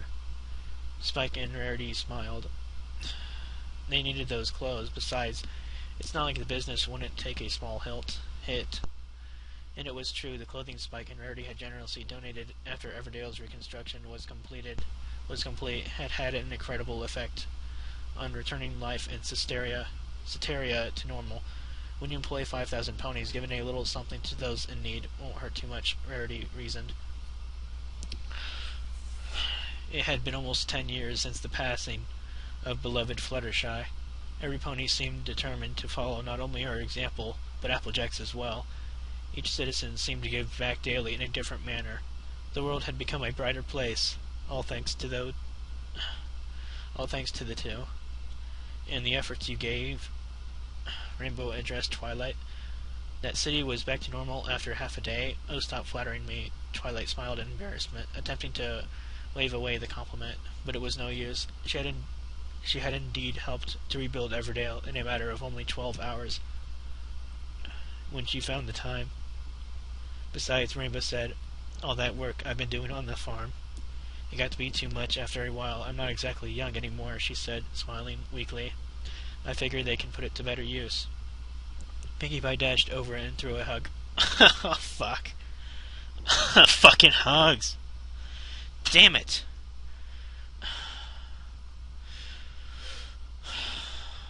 Throw a hug on every one of them. Come on, every pony. Stop dilly-dallying. It's time for the presentation. They rose to follow her to the center of Sugar Cube Corner. Pinkie rushed eagerly to the very center of the festivities. Fillies and gentle colts. Pinkie cried to the crowd, please gather round. It's time for the ceremony. They all gathered in a circle around the five. A single weathered-looking pony joined them. Despite her appearance of fragility, she had done a great deal of good in Ponyville. Rainbow stepped forward. There's an example that all of us still follow, even to this day, she began. The example of Applejack, and the example passed on to Fluttershy, the example of giving to those in need, no matter what happens. Every pony bowed her head in a moment of silence. They had never forgotten. When Applejack passed on, she gave me an amazing gift, she pressed on. A gift that I was determined not to waste. Sweet Acres has thrived since her leaving. But there's more to life than just farming and selling apples. Rainbow approached the battered mare, clapping a hoof on her back. Some of us go above and beyond to do what we can, like this amazing pony here. The pony blushed and bowed her head. Rainbow continued. She started an orphanage here in Ponyville more than 12 years ago, and named it in honor of our dear friend, so that we could all carry Applejack's example on for generations to come. Without her, countless fillies would be without a home, without food or shelter. When I decided to retire from work on the farm, it didn't take me long to decide what to do with the property. I can think of nothing better to do with Applejack's ever-present legacy than to give it to somebody who can truly make a difference. Charily, I'm honored to present the deed to Sweet Apple Acres, to one of the most generous ponies I've ever known. The former school teacher looked up at Rainbow and the rest of the ponies with glowing eyes. Tears appeared there quickly, so touched by the gift she'd been given. I've wanted so long to expand the orphanage, so we can bring a little bit of happiness back into the lives of more young ponies. With this, we'll be able to make sure that no pony ever needs to go without a home. She rushed forward and locked Rainbow in a tight hug. Thank you, she said through teary eyes, for an amazing gift. These fucking hugs are everywhere. Breaking from the hug, she addressed the ponies again. We'll make sure that your example lives on, that all of your examples live on through the lives of young ponies, she said, addressing Spike, Rarity, Twilight, and Pinkie. They smiled with watery eyes, and the crowd of guests erupted in applause. Rainbow wiped her eyes. I would think of no better way to honor their memories. You never lost your touch, Pinkie, Twilight told her after the rest of the ponies had departed. I'm impressed. Well, I couldn't let our going-away party be boring, now could I, duh? Pinkie said it as if it were obvious. Spike and Rarity whipped around in at their phrase. Going-away party? Did you say Rarity started going-away party? Spike asked incredulously. Pinkie's eyes grew wider. That's not what I said, she insisted, diving behind the counter of the bakery. Spike and the others approached her. Pinkie, what do you mean, going away? Pinkie sighed, rising from her hiding place. I think you'd better come with me. They walked out the back door of the bakery, where Rainbow could be seen struggling with the ties of a massive object to the ground. Though obscured by a sheet, they could tell it was straining to fly away.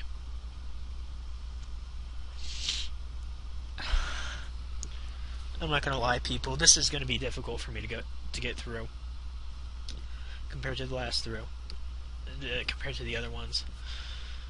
Pinky, she called. I think we're almost ready. Did you? But she stopped as she saw Spike, Rarity, and Twilight approaching with her. What are you guys doing out there? Out here, you're not supposed to see, she said. It's too late, Pinky said, furious with herself. They know. You're leaving? Twilight said with a desperate expression. We thought you were retiring so you would have more time to spend with us, Rarity said, as an ungrateful child might on hearth's warming morning. Rainbow sighed as she walked toward them. Like I said, I'm not young anymore. I haven't got all the time in the world left. She winked at Spike, who shuffled his feet uncontrollably. There's still so much I want to do, and I just can't do it alone.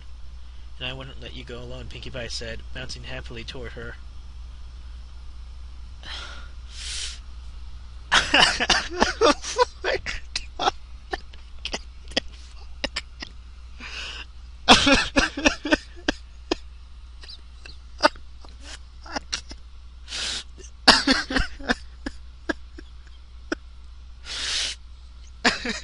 Why the fuck am I crying? Oh my god. We're pals, that's how we're going to stay.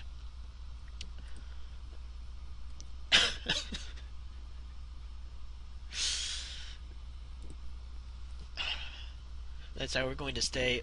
But what about everything you have here? Spike asked, searching for a reason for them to stay. Your full life, all your friends, Sugar Cube Corner, what about all that? Pinkie Pie smiled sadly. There was one more gift we gave to Charlie that we didn't talk about. They looked at her questioningly. I gave her Sugar Cube Corner, Pinkie confessed. They looked at her in amazement. It's like with Rainbow, she said, I'm not going to be around forever. There's still so much for me to do.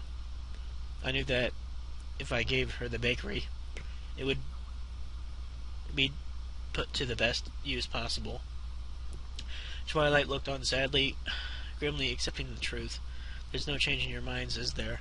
Rainbow and Pinkie shook their heads solemnly. Your places are here, Rainbow told them, but ours is out there somewhere, exploring, living life as it was meant to be lived. Well, fucking shit, you should just stay. Rarity blinked back tears. We've already lost so many of us, isn't there anything we can do? Pinkie approached her with a characteristic somberness. Live your life to the fullest, she encouraged, smiling sadly. Be everything you're meant to be. That's what you can do. Rarity hugged her warmly, and the rest were soon to follow suit. They stood for a long time, putting every emotion they had ever felt for each other into one group embrace. Please be careful out there, Spike said, letting his tears fall as they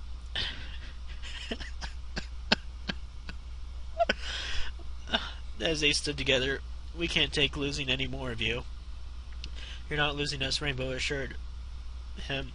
We're just leaving for a time. Someday we'll all be back together. I promise. Pinkie and Rainbow broke from the hug and approached the obscured object. Creeping it together, they swung the sheet from the device. Rarity, Spike, and Twilight gasped at what they saw. At what they saw, a massive hot air balloon, a gift from Celestia. Pinkie explained. She said it was the best she could do, or the least she could do. Together, the five loaded the bags into the basket of the balloon. Rainbow and Pinkie were next to climb in.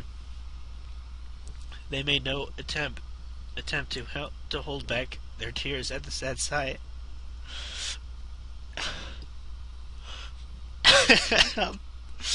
I'm trying really, really hard.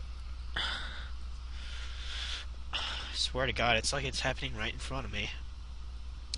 On the ground, the remaining three began removing the stakes from the ground. As they did, the balloons struggled and ultimately broke free, hovering lightly in the air. As Pinky and Rainbow began to drift away slowly, they waved to each other enthusiastically. Bye, everyone, Pinky said, smiling through tears. Oh, fuck!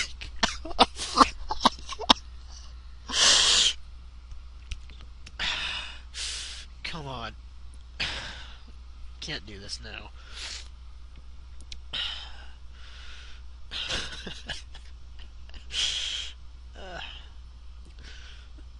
Please, be all you can be. Don't worry about us. We love you all, Rainbow said simply, eyes streaming. We'll never forget you. Those last words stuck in the minds of the three. The first time they had been spoken, it seemed as if only yesterday that they have been heard. Goodbye, Twilight said as they hugged on the ground, trying to hold together. I hope you both find what you're looking for, Spike said, and Rarity nodded in agreement. As the balloon drifted away into the midnight sky, a void could be felt in all three of their hearts. While it clawed at them, they realized their pain found no source. Their friends were going off to fill their heart's desire, what they were meant to do.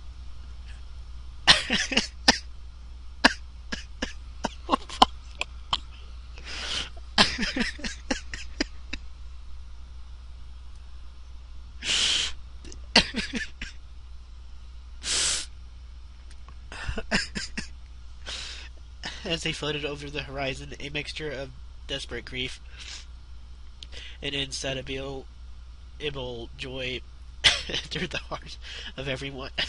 While their friends may be gone, their example would be a message for generations, a sweet pain, a bitter blessing, an eternal gift. Fuck. Fuck. It was remarkable, Spike told Celestia back in the cave. I should have felt terrible, but I didn't. I knew that was what they were meant to do.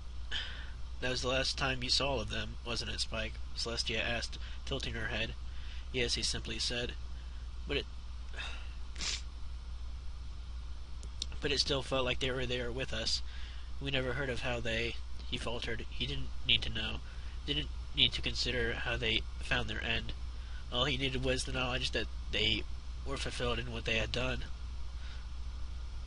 Okay, thank fucking God the writer didn't put, like, exactly what happened, because I'd probably go over to his house and beat him into submission with a 2x4 if he wrote how Pinky died. And we all know about that from my other reading, but as I digress. Spike walked to his table, glass in hand, and set it down. Seeing that Celestia's glass was empty, he made to refill it. A red glow appeared around an ornate silver pitcher on the stand containing his beverages.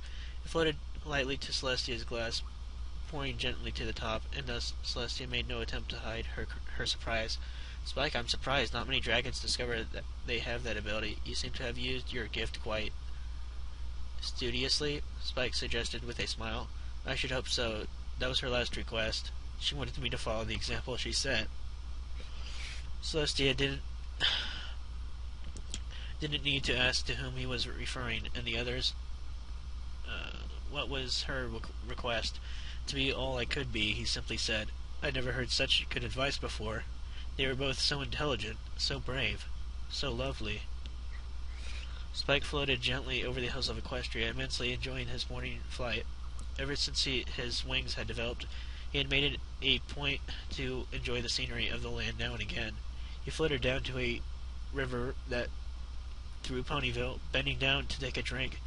He thought of what his life had become. I'm happy, he thought incredulously. Even after all this death, all this pain, I'm happy. They really do live on in us. He leapt up the water, glad to find relief of being parched. 12 years, he thought. 12 years since Pinky and Rainbow had left for rough lands 12 years since Rarity passed the boutique on to Sweeney Bell. When it started to grow even more, Spike, Rarity, and Twilight made it a point to spend as much time together as possible. Ever since the various fuck. Not again.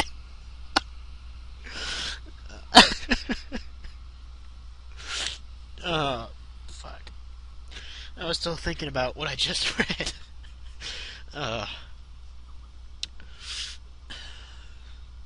Ever since the various departures of the others, being around one another filled the void they had created since leaving on their great deeds. Spike sat gently on the grass next to the river, enjoying everything that was around him. The chirping birds, the flowing water, it reminded him of a simpler time, a better time. He sighed. His grief may have left him, but the hole in his heart remained. Of course, he had always prepared himself for this in taking the gift. He knew the consequences, for good or for bad, but nevertheless, he tried to push the thoughts from his mind. It wasn't an easy task. What do you do when everything you know is slipping away? He pondered internally. When your whole world is gradually coming to an end. Spike had retired from the boutique along with Rarity. His assistance was no longer needed, and it gave him more time to spend with his love and his best friend. Ever since, he felt more fulfilled in what he was doing. But the void remained. You should take some time for yourself, Rarity had told him. I'm sure you need some time alone, and I'm not sure Twilight would object to a mayor's day out. Rarity had told him this a few days prior.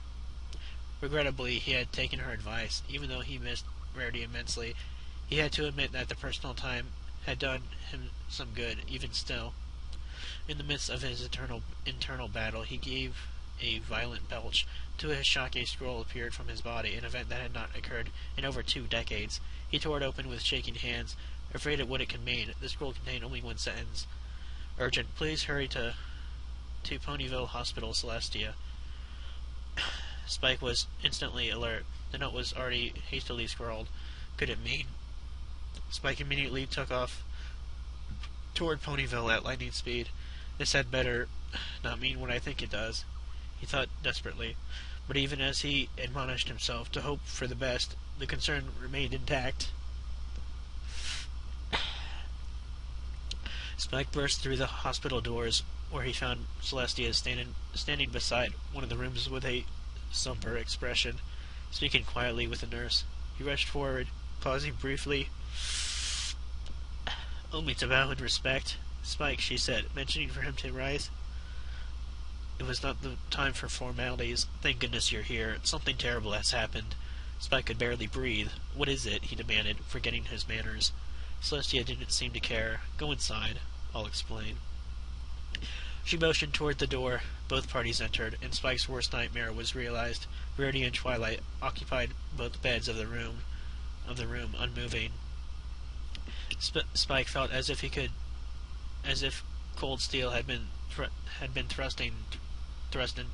thrust through his heart.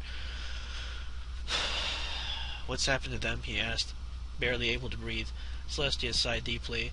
Something that could have never been avoided. They seemed to be the first cases of an ancient condition in 200 years. Spike looked up at her questioningly. Unicorn ponies are the most powerful species, she explained. Long ago, before I and my sister ruled Equestria, a condition was created by a mysterious force. It was meant to control the unicorn population to avoid any pony becoming too powerful. It's called the Phoenix State. Bullshit. You just fucking made that up. What caused it? How did this happen? Spike asked, unable to tear his eye away from the ponies lying helplessly in bed. I don't know, she admitted sadly. We haven't seen a case of the condition in a very long time. We don't understand why it showed itself, especially to these two. He looked at his two best friends helplessly. What does it do? He looked back at her. Celestia paused, opening and closing her mouth several times. What does it do? He repeated urgently. Celestia only hung her head. Spike had received all the answer he needed. There must be a cure, he asked desperately, turning to face her. Something to lay it. Something to bring them back. She shook her head. I'm so sorry, Spike, but we but she couldn't find the words. Even she was tied inseparably to the two. Spike couldn't speak. He turned and walked towards Twilight's bed first, laying a claw on the railing and staring at the helpless friend. Doing nothing more than cast a glance down. He trembled, but not a drop of water escaped his body. There was a grief beyond tears. How long do they have? He said, after a long pause. Celestia hesitated once more. Spike tried to understand that we don't know much about the condition anymore. There's no way to tell. How long? He lashed out suddenly. If there was any time he could tolerate her subduing speeches, this was not it. Celestia could see he was in no mood to be patronized. Less than an hour, she whispered. Clearly she was taking this no better than he was. Spike felt as if the very blood had left his veins, as if the very life had been sapped from his body. Devastated, he attempted to process the information. Less than an hour, he thought. Less than an hour to say goodbye to my two greatest friends in the world? How did this happen so quickly? He asked Celestia. They were completely healthy only days ago. His grief had rapidly become irrational anger, brought on only to his inability to change fate. Yeah, I'm right there with Skype. With Spike. I'm pretty fucking pissed right now. She attempted to soothe him. I'm sorry, Spike, and simply how the condition used to work. When too many unicorns existed, this was meant to protect the rest of the citizens by selecting some too. She trailed off and approached him silently, placing a comforting hoof on his shoulders. There's only sleeping for now, she told him. If you wish to wake them to say your goodbyes, please don't hesitate. But Spike barely heard her. Tears were falling. God damn it. Tears were falling freely onto Twilight's bed sheets. He couldn't help but remember the others. I lost Applejack, then Fluttershy, then Rainbow Dash and Pinky. All my other friends left, and now the love of my life and my best friend in the world are headed for the door. Why does it have to be this way? Oh, fuck.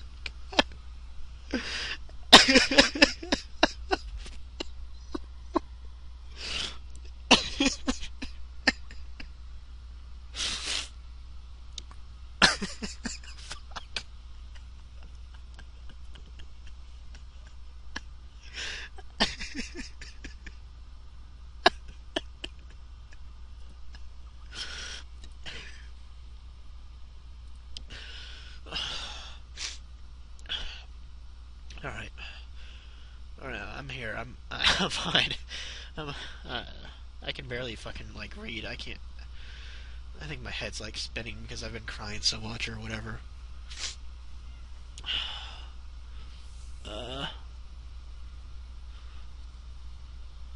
Let's see.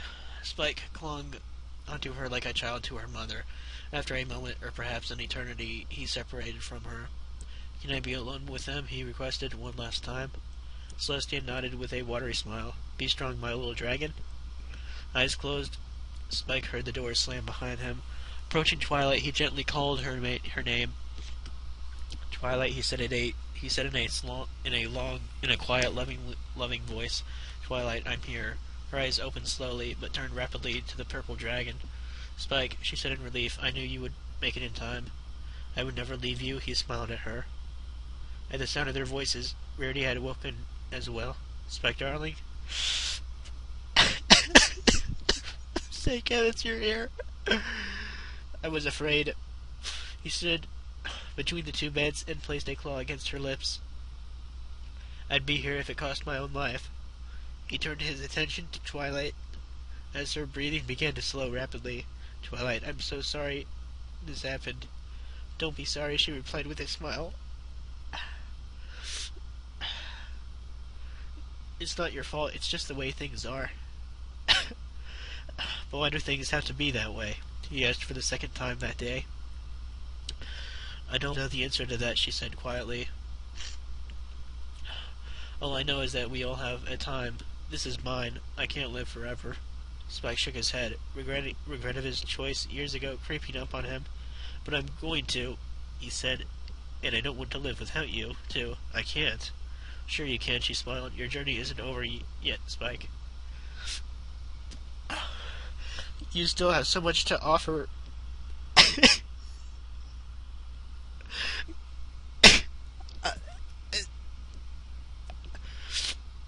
You still have so much to offer the world. Do you want to make sure that we never really die? Spike nodded rigorously, wiping his tears. Then follow my footsteps, improve magic, study hard, learn, teach others so that they can learn from our examples. You've done so much good, and you've still got so much more to do. I know you'll make us all proud, even if we're not here to see it. But, no but, she told him, lip curling ever so tightly. Her speech continued to grow weaker. This is your destiny, the one you chose. This is mine, the one I chose. I wouldn't have had it any other way than this. Still sobbing, he lunged forward and held her close. Thank you, Twilight, for everyone you've ever done for me. If it weren't for you, I wouldn't be here right now. I wouldn't know anything of what I know. I wouldn't have had the greatest friends I've ever had. And thank you, Spike, she said, bringing a look of question to his face, for always being kind and putting up with all my studying. Thank you for always being there for me. It wasn't that hard, he said with a smile. You're not quite the handful you think you are. She smiled up at him, as she had decades ago, even eyes a twinkle. Her heart rate began to slow down. This is it, Spike, she told him without an ounce of fear in her voice. It's time for me to go. His sobs were renewed, as the strength began to leave his friend's body. Remember, she said, study hard, make the world a better place to live in. I know you won't let me down. She reached up and kissed him on the cheek. And goodbye, Spike.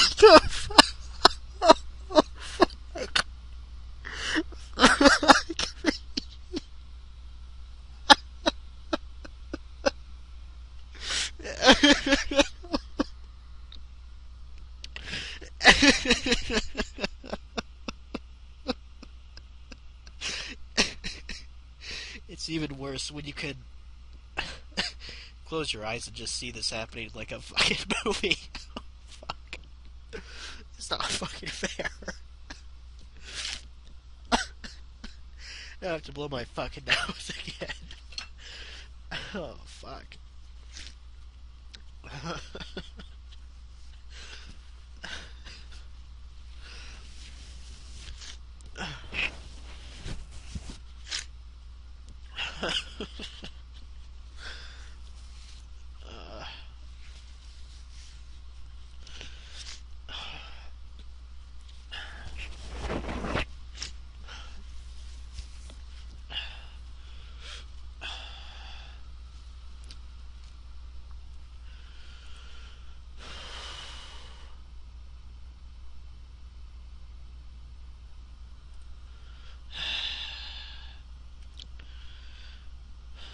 Her hoofs dropped to her sides.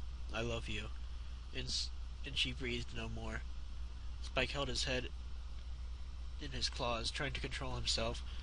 There's time for tears later, he assured himself. There's one last thing to do. He turned to Rarity, who lay with a glowing smile, watching the love he had shown to Twilight. You were always a softie at heart, my love, she said. He gave a gasping laugh. You know it better than anyone. The big old scary dragon bit just wasn't me. He knelt down at her side and took her hose in his claws. All these things that are happening, is this what my life is destined to be? Forever? Loving those around me and then having them taken from me while I have to stay behind? That's part of life, making choices. She comforted him. AJ did it, and so did Fluttershy, and all the others. And they made choices that affected their lives in the fight, and the lives of those around them. Fuck. But what if I made the wrong choice? He asked desperately. She laughed at that.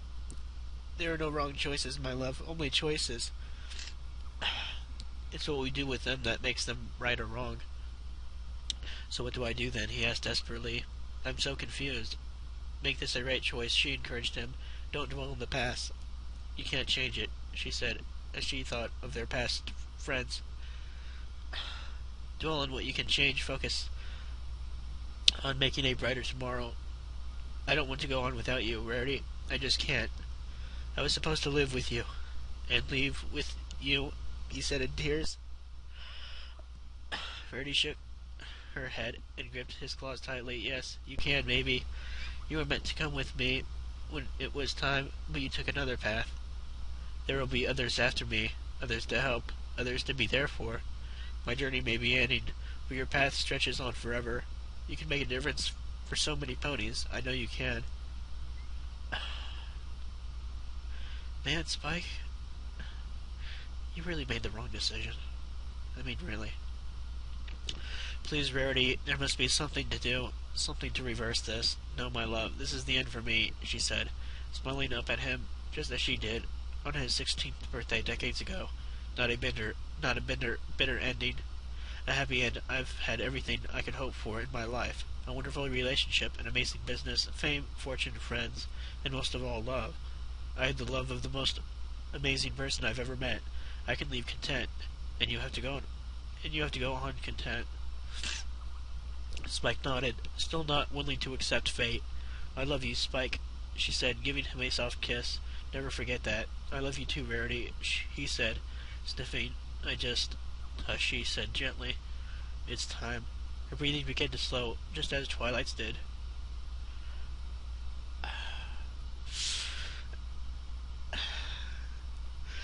It's getting really hard to read this.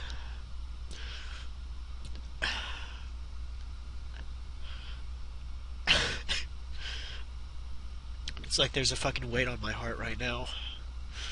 Spike felt the pressure of her hoof recede as her strength began to wane. He couldn't look at the monitors to see that her heart rate was rapidly decreasing. He could feel it in her very body. But be everything you can be, my darling, she said. Never let anyone tell you otherwise. I won't. He gripped her hand tightly as her breathing slowed further. She drew one last long breath. Goodbye, she said, a tear escaping her eye. Fuck. And just as I said that, I cried like 2 tears. This is fucking crazy. I'll always love you, always. And I'll always love you, he whispered. And with that, she breathed her last. Her hoof went limp, and her eyes looked back at him in a glossy stare. He gently placed his claws over her face, closing her eyes for the last time.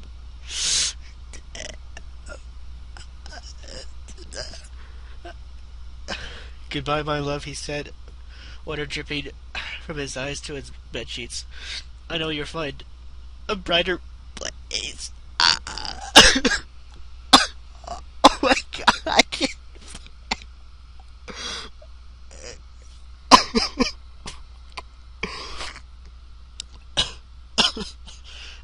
Fuck. Fuck. Fucking fanfiction.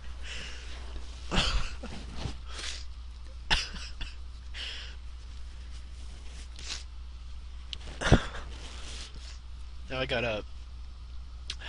gotta blow my nose for like the 6th time. Probably more than that.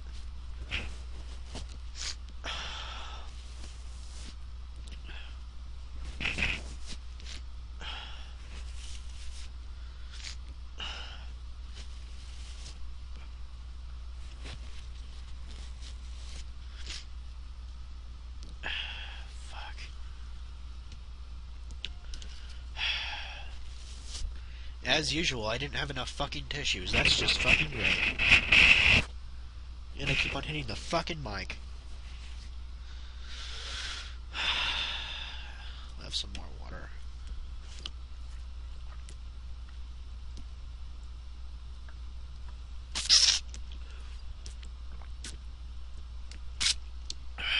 Fuck. I'm gonna have to drink like a gallon of water after this. Fuck.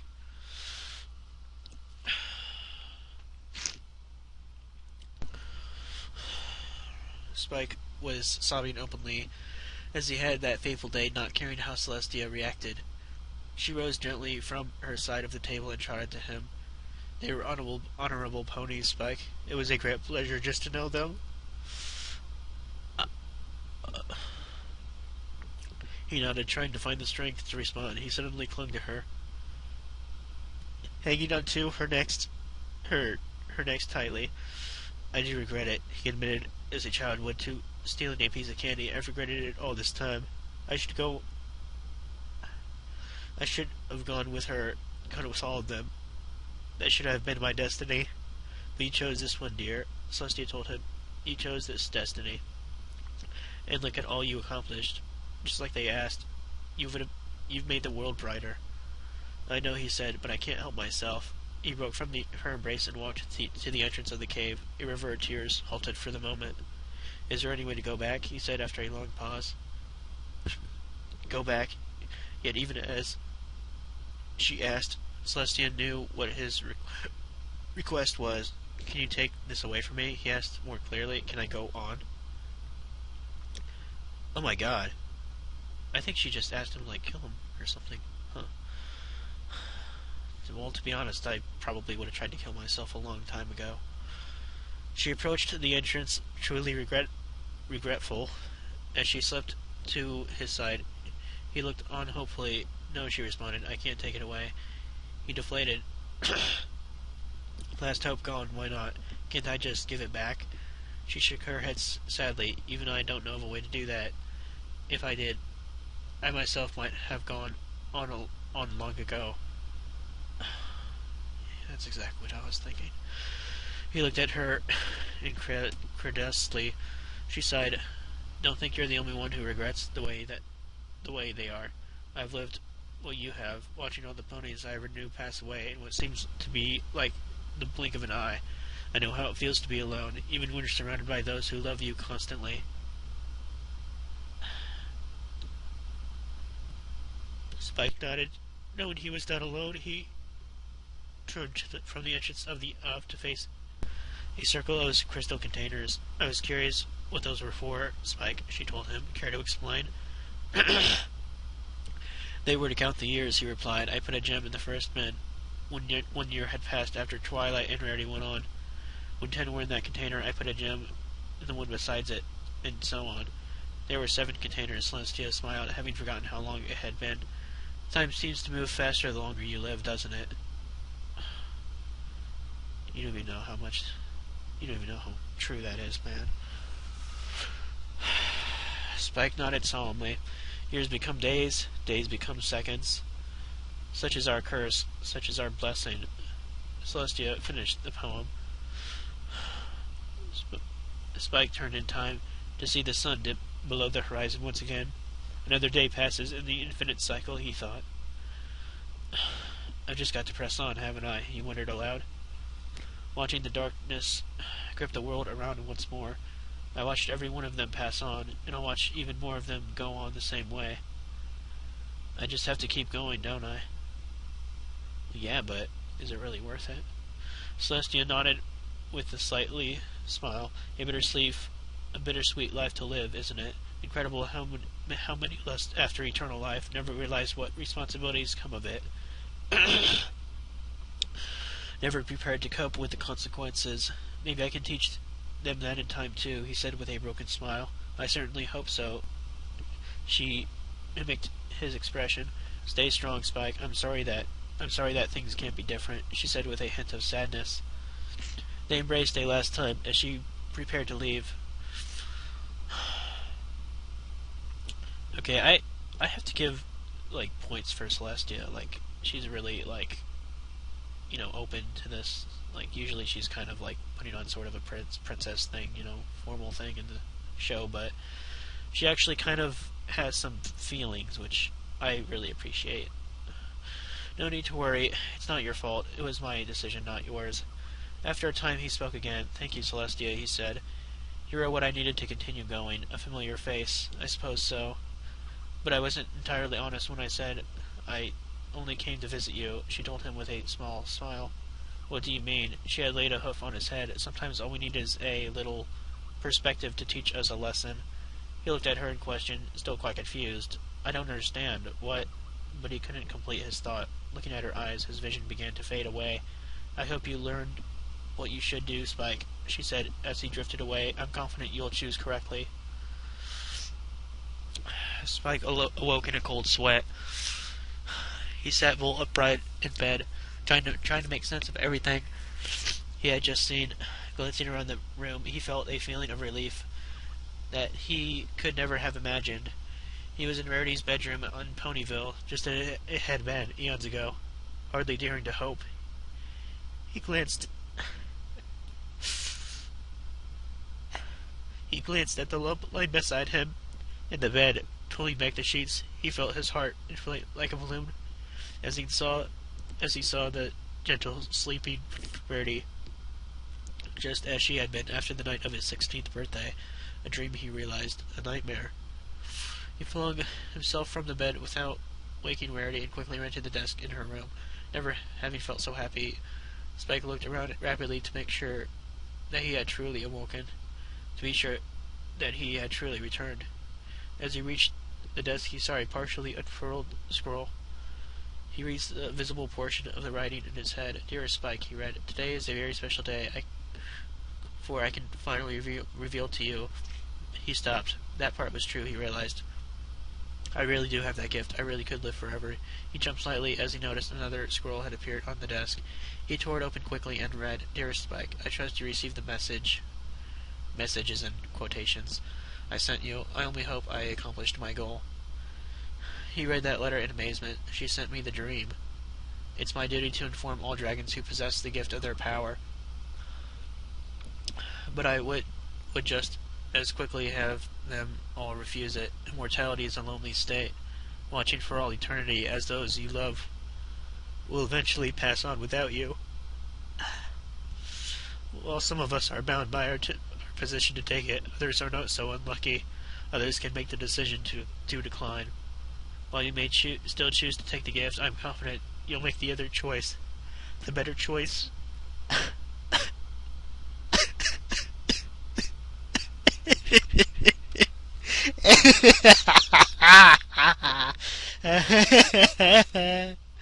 Why the fuck am I laughing?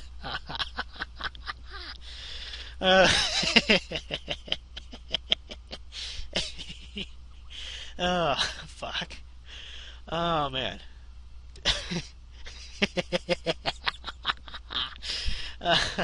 I'm losing my fucking mind.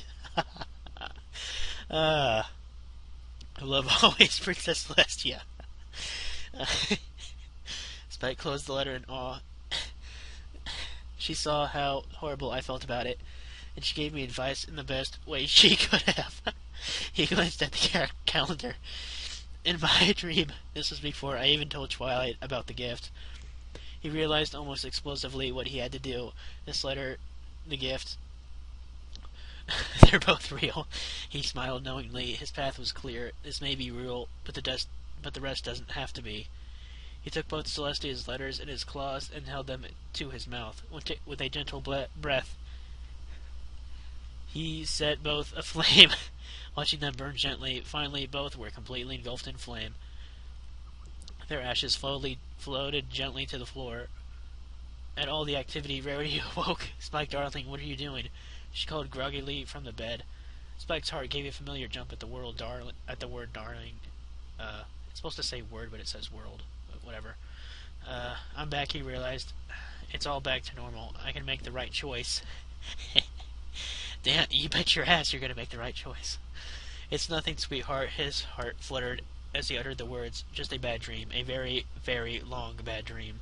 He smiled mischievously. "Welcome back to bed, and we'll see if we can't make you feel better. After all, it is your 16th birthday."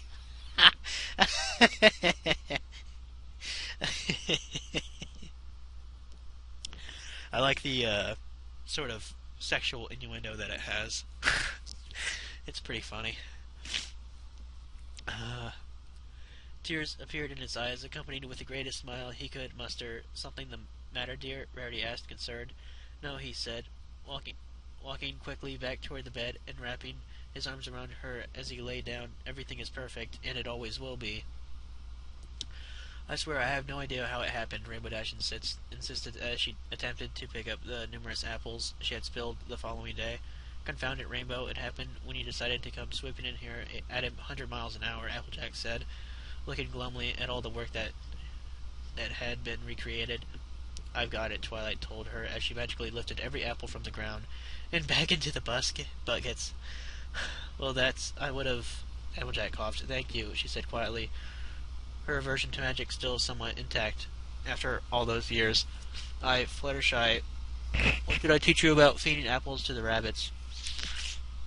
Fluttershy stopped dead while discreetly handing a light brown bunny a snack. Sorry, Applejack, she said sadly, retrieving it from the creature's grip. Good, Applejack said, turning away just in time for Fluttershy to give the rabbit the apple and shoo him away. Pinky, can you? Yep, Pinky said, swooping in and helping Applejack to drag the baskets. But I didn't even finish, Applejack said, slightly annoyed. How did you... Oh, forget it, she said helplessly. Spike laughed briefly at the scene. Kinda like I am. Shit. Propped against a tree a few feet away, every pony seemed to be even more generous than they had been previously, all overnight. They're banding together to help Applejack. It hadn't been an isolated incident. Every citizen of Ponyville seemed to have been inexplicably compelled to help in any way they could. None of them even know about what happened to me, but the lessons seemed to have been learned anyways. Thank fucking God. He sighed happily and returned to his work. There was one more letter to send. Busy as always, Spike turned around quickly and noticed Rarity reading over his shoulder.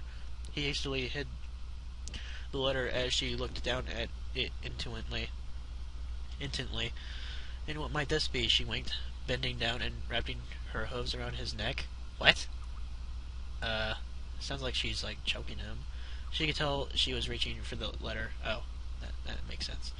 What harm can it do? He handed her the scroll, which she quickly glanced it over. Dearest Princess Celestia, she began aloud, while I am intrigued and flattered at this offer, I am sorry to inform you that I must respectfully decline. I realized, through some rather extraordinary means, that I would rather die today with my friends than live for all eternity without them. Thank you again, and most of all, thank you for the message you sent for me. It truly gave me perspective. Your faithful servant, Spike. She looked up at him in wonder. What happened? What gift are you talking about? Live forever? What does this... Slow down there, Rainbow Dash, he teased, poking her gently in the stomach.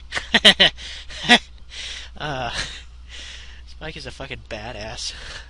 Just because I let you read, it doesn't mean I have to explain it to you. Well, you are my boyfriend now, aren't you? She pouted.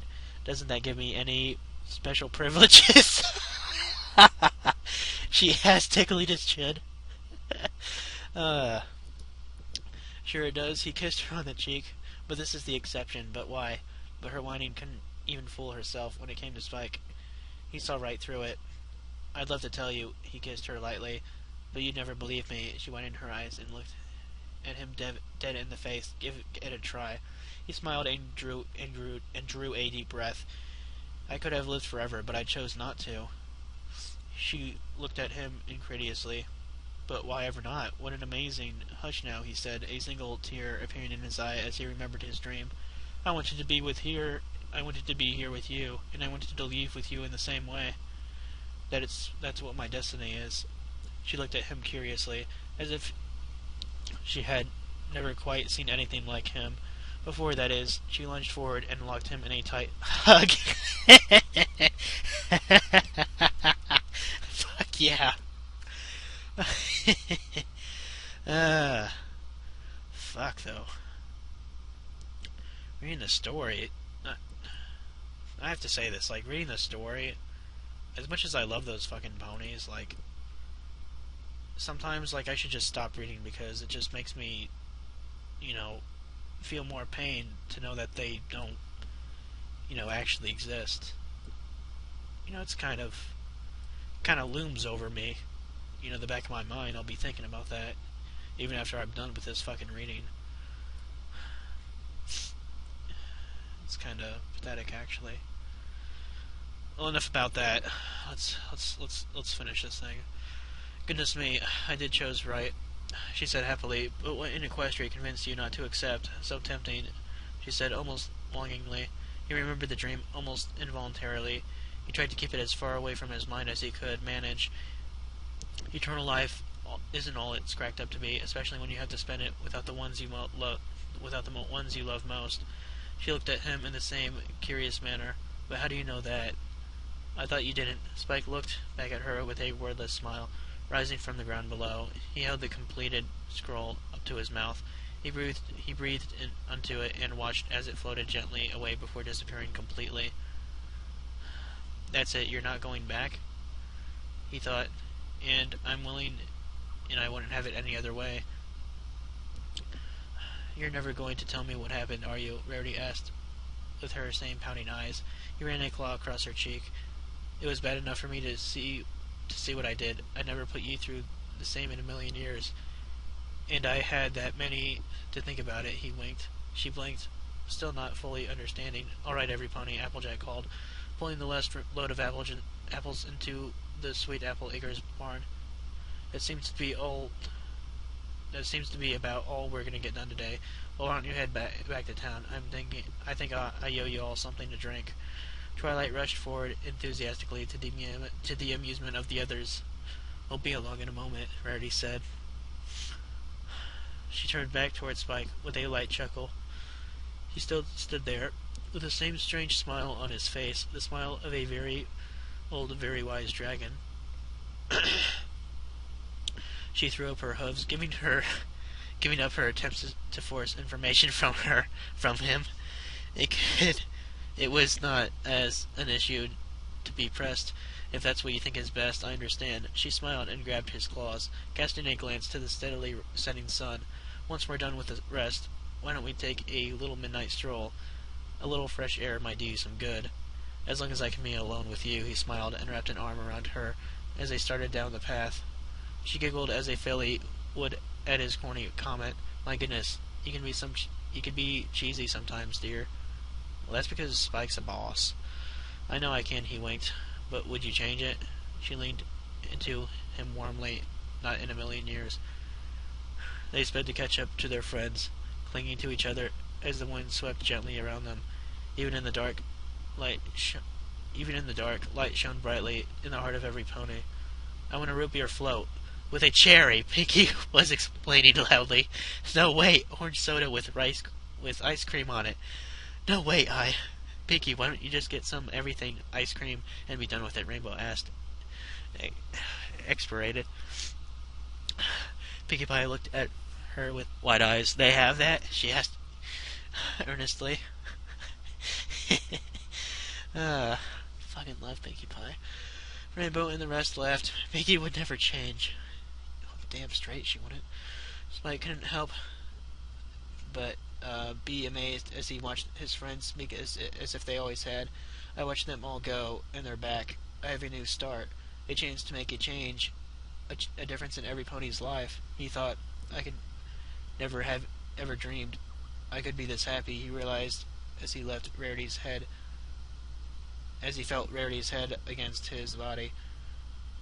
None of the others have to know, he decided. It's enough that I learned what I did, enough that I can pass it on, and enough that I get to spend my life and leave it with them. I love you, he said softly in Rarity's ear as they walked briskly toward Ponyville. And I love you, she replied. Calm night air swept across the land, and all was well. And that's the end. All I can say right now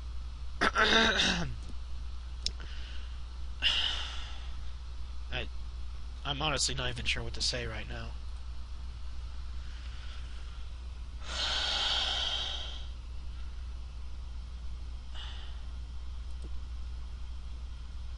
I guess, first of all, I do want to thank the guy that,